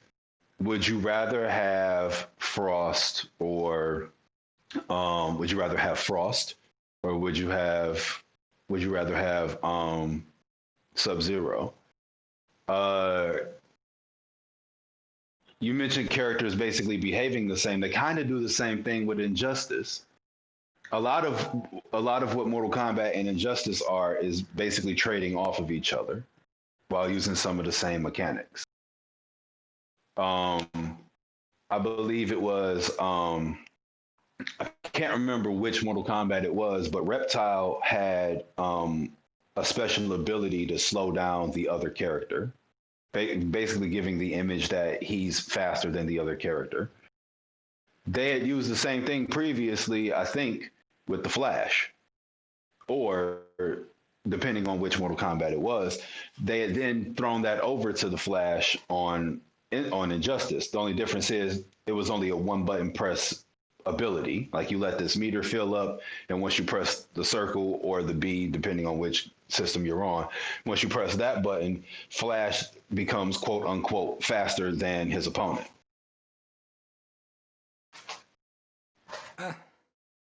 So even if they were to do that crossover shit again, Mortal Kombat versus DC Universe, with their new core mechanics in play, it once again becomes a question of who do you like more? Do you like this character that does that thing more, or this character that does that thing more? And these characters are so unique that there will always be differentiation beyond just the way that they look, the way they sound, their attitudes and shit like that. There are still like combos that will be unique to that character, special moves that will be unique to that character. And that's what I'm saying. So, how many characters can they add before the special things eventually aren't so special anymore? They won't. Like there will be very few instances where characters will start to feel similar, and even if they are similar, they may only share similarities with like one or two other characters, but that's only because they're of the same race. Matter. For example, classes matter. I get that. Like classes, for example, all of the Shokan have like this stump where if you go down up real fast, Shiva, Goro, and Kintaro will jump in the air and then come down on the opponent with a stump. They'll all do some shit where they're like 4 arms that they each have will like display some sort of like cool, I can multitask and beat your ass type shit. Of course. You know. But that's what I'm saying. Like, even within that, you're saying, like, they do share similarities with one or two characters. And that's kind of my issue with Smash, because it's like, yeah, like, you can be creative, but eventually it's just going to be, like, big-ass gimmicks. And, like, a lot of similar core features, which could get stale. But I don't know shit, so don't quote me. No, I mean, when it comes to fighting games, I'm not hip. I'm not in that community. I'll let that community sort it out. I'm an armchair nigga who knows nothing. But your rhetoric on it is valued. I understand what you're saying. In a game where there are so many characters, you would like to think that there's a sense of uniqueness and nobody is the same. But in the same token, I mean, because that's what makes a character. They're unique, right? Right. And I mean, you can hybridize all day. You can make hybrid characters all day of everything. Right. Well, fucking hell. Right. You can make hybrids of anything. And you know, there's always at least one character that has like techniques from everybody. Oh yeah, the Mokujin characters. Yeah. So, you know, like those sorts of things are expected. But, you know, I don't know. I'm not, like I said, I'm not in that community. I'm not qualified to really talk about things in depth like that. I don't know the language and the nomenclature well enough. But I would like to talk about the fact that Sony finally announced that pretty much every PS4 game ever is going to be backwards compatible on PS5. Mm-hmm. I'm rocking with that. Good for them. That's cool. I want them to continue that. However, they didn't clarify whether or not they fixed this whole controller shit. Because if you can't use a PS5 controller to play PS4 games, the fuck is the point? Yeah, Because most niggas are selling know. they're selling their console, they're selling their controllers, they're selling all of that shit. And then to find out later on that you got to buy another controller now is just ass. Mm. I think we can agree on that. Right, because there are retailers like GameStop, which I had a dream I robbed the other night. Is that what the wild dream was? Yeah. Like, oh no, they broke, nigga. They broke. You, that was a waste of time. Rob something profitable. Keep in mind, I used to work at GameStop, and I was like something semi sort of close to a manager. So, like in my head, I had this dream. The dollar General at the Benjamins and the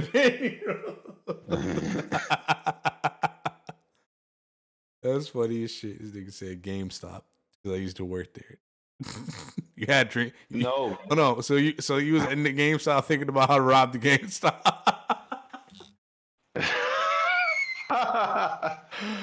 You was in that bitch casing the joint the whole time. No, I was thinking this is a lot of fucking money I got my hands on right now. Oh man, I'm never letting you in the house again.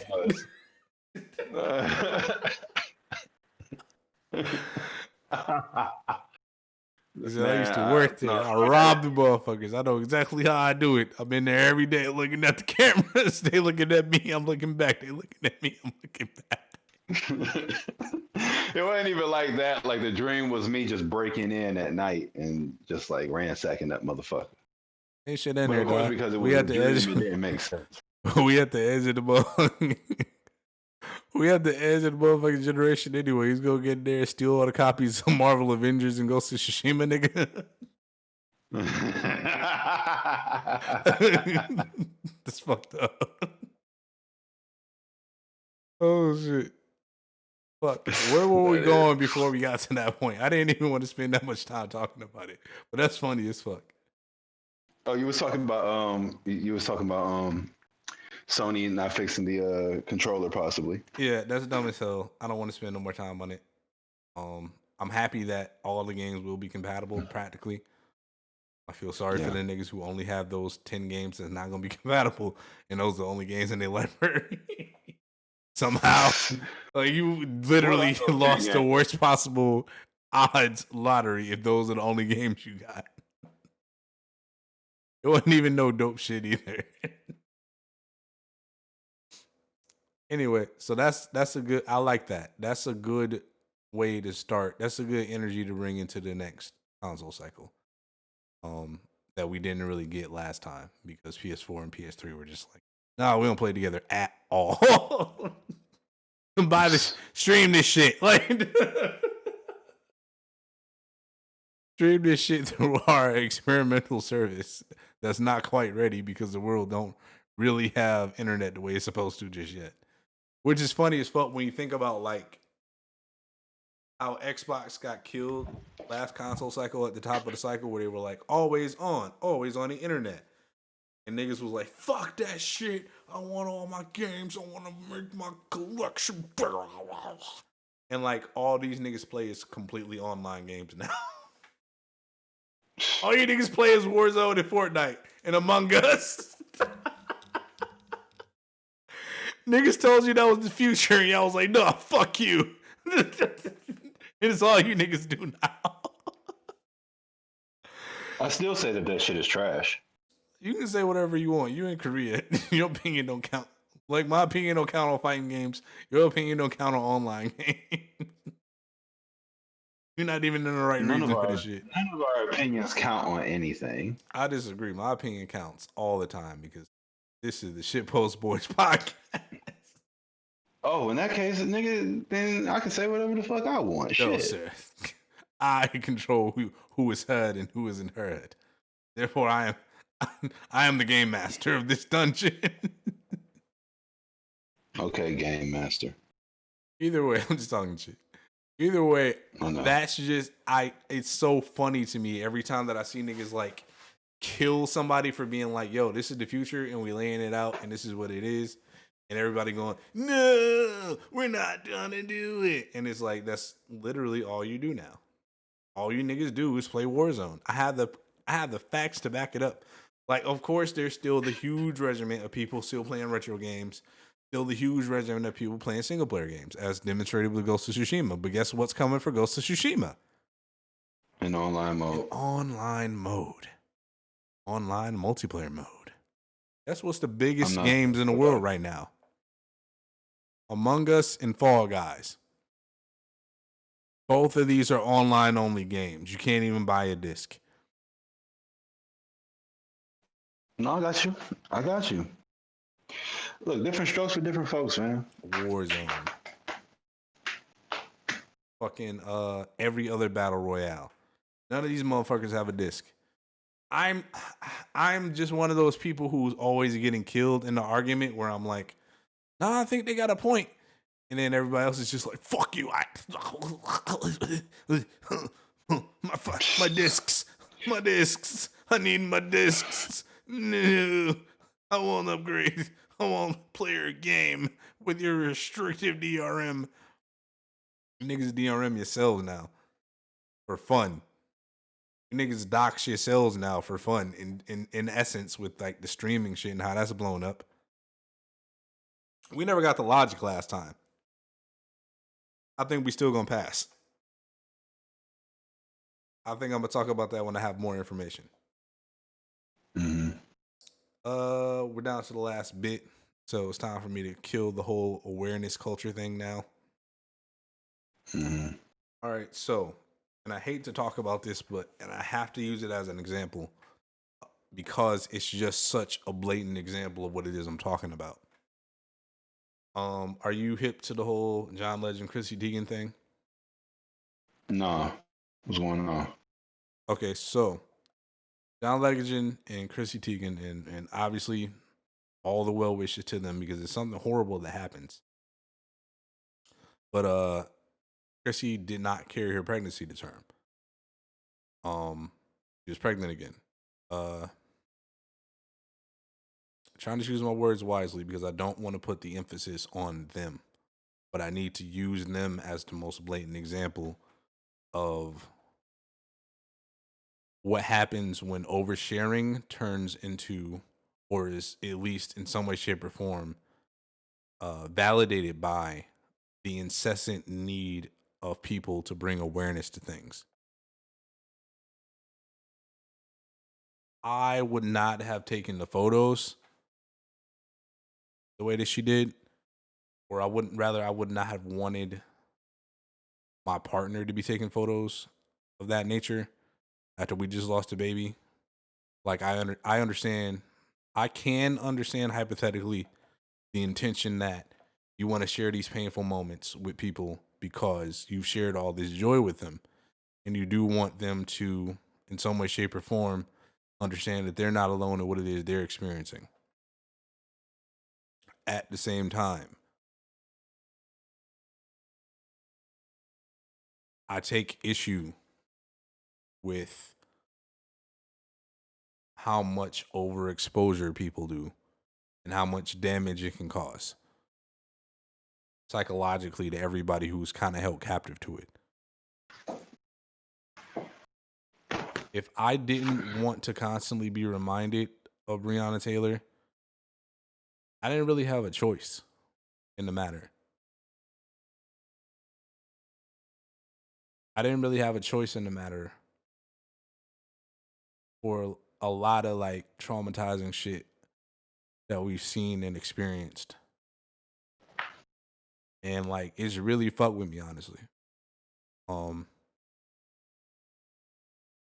I think we're over aware now of so much, and that's why it takes such a fucking toll on us.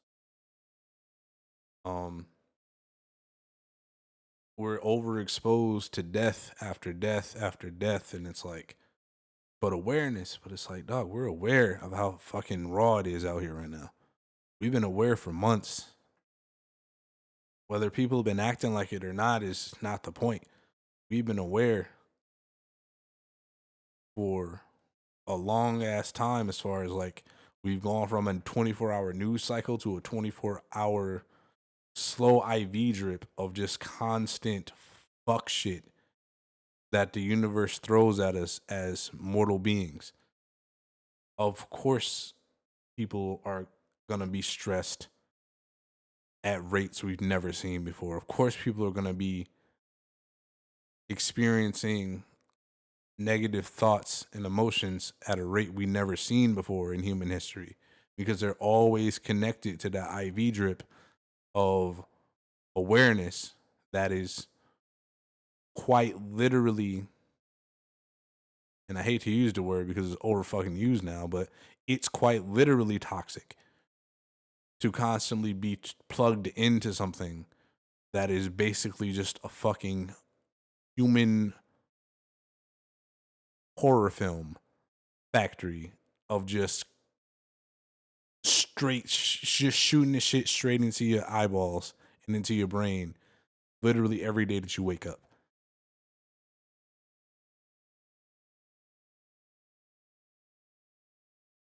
That's why I've used, rap and video games and art and like all that shit should be an escape to an extent, which is why when, you know, I have to side a lot of times with the crowd that goes, yo, we don't want all of this real world shit and all this politics shit in our entertainment, because it's like, bro, I get enough of that shit whether I want it or not. I don't need it force fed to me in things that I enjoy, that I enjoyed for the purity of the experience of the escape.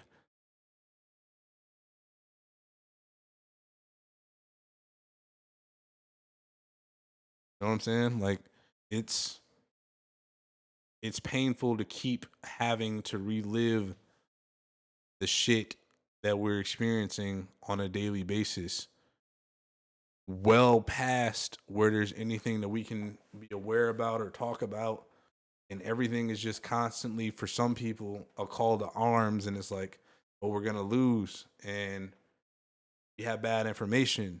And we're going into this with bad information with the knowledge that we're going to lose. And that's even more shit piled on top of the bad shit that's actually happening.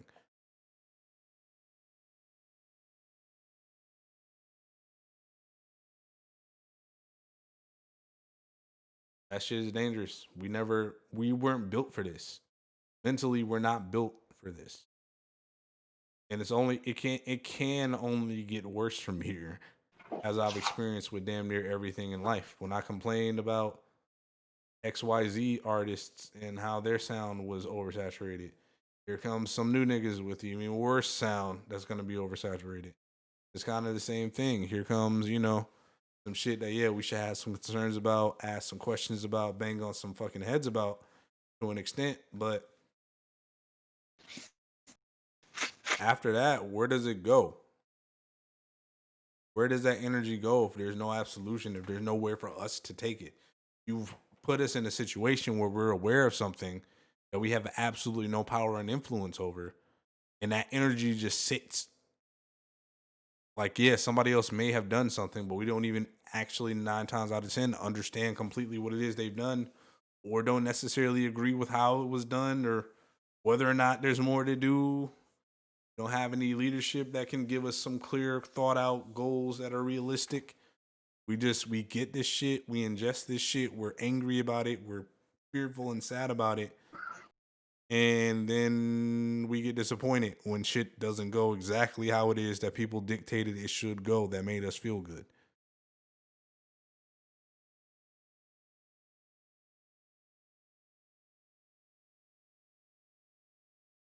And I know, like, a lot of people who are just having the worst fucking time in their life right now, because everything is so frustrating for them. They have to block everything. They have to mute everything. They have to disconnect, but they can't. They just keep looking down, down and up. Mm-hmm. You know? Times like this where it's times like this where I look at art to demonstrate or talk about things, and I thought Texting and Driving by Aquilio was kind of a one-off, kind of goofy, like, look and take at what was going on. But like, if you listen to that song now with everything that's going on, that shit is fucking haunting. I don't know if you've actually heard it or not, but you should definitely go listen to it after the pass. It's on Speaking of the Devil, which is a hell of an appropriate fucking title for an album right now.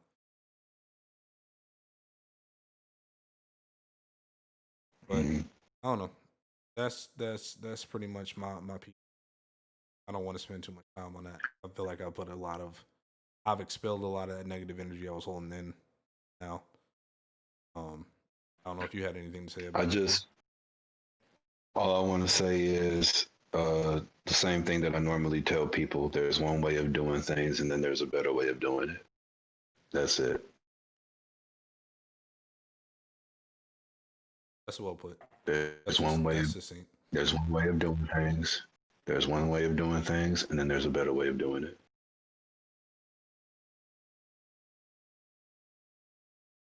Yeah. I need this election year to be over. I need fucking century virus human reset bullshit death cloud to go away.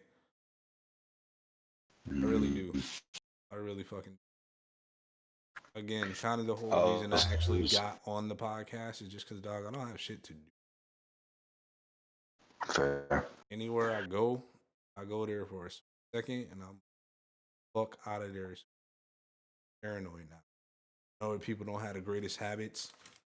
I know that people don't take shit as serious as I do. I know people are smoking everywhere, and it's just like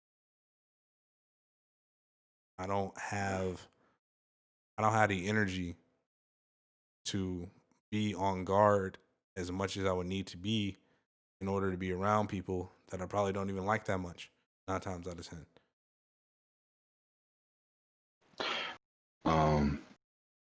I want to say, I just want to say, for the people who are just having a hard time dealing with this year, dealing with everything that's transpired in recent events and beyond recent events, just we love you, we care about you, and we hope you and your loved ones are doing the best that you can to remain stable, to remain of sound mind and body, or at least as close to being of sound mind and body.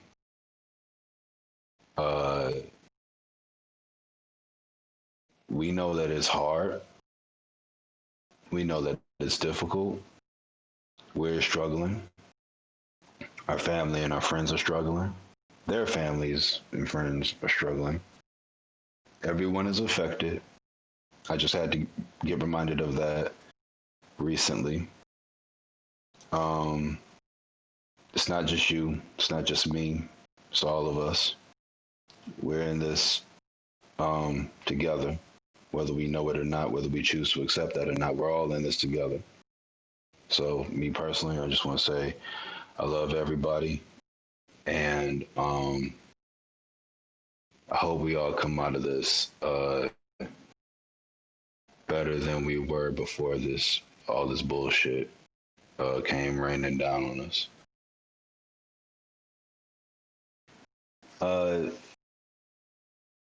Wait, did you just have to pause in the middle of that? I had to pause. Damn. No, I caught it at the very end. So. Oh yeah, that was it. That's all I have to say. And basically the same from me. I really just want people to take this shit serious, as serious as possible.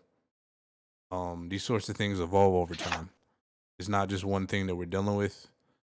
A lot of people get skeptical when they hear like different things evolving out of this, but they have to understand that's a natural part of the whole process. Something that's efficient at killing us is not going to be the same as it was 2 months ago.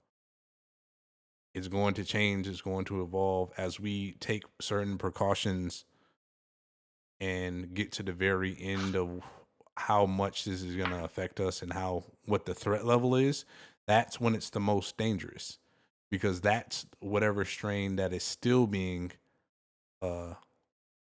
spread from person to person, despite all the necessary precautions. You know what I'm saying? Right. You know, because what is it? You're supposed to heat water to at least 130 degrees to kill off the bacteria. If you heat it to 128, that means you're going to kill all the weak shit, and all the super deadly shit is going to be the only thing left because you haven't reached that fucking threshold. And that's kind of what this is all an exercise in doing. As it winds down, only the most dangerous and deadly shit is going to be left. And I really want people to treat it like such. Like, as it gets better and as things open a bit more, you need to be as cautious as ever. You need to make sure that you're absolutely on your shit.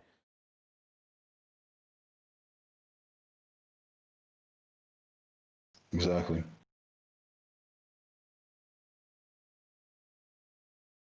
I don't know.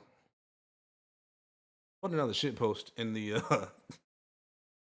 thread, but I don't even want to go in depth about that right now after what we just talked about. I think that's probably a good note where to leave it. Yeah, we can probably do another one pretty soon. I don't have a set schedule on how often we do these. It's more or less, are you niggas available? You niggas not available? All right. I'm pretty much do the same thing. I'm gonna send a call out to everybody. Whoever pick up, you're in. If you're not gonna pick up, whatever. Mm-hmm.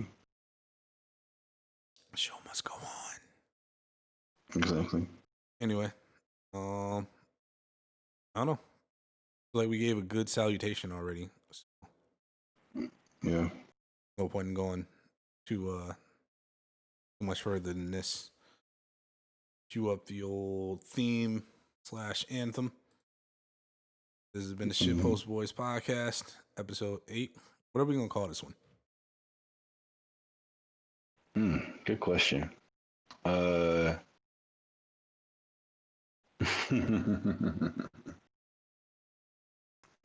We love you and shit.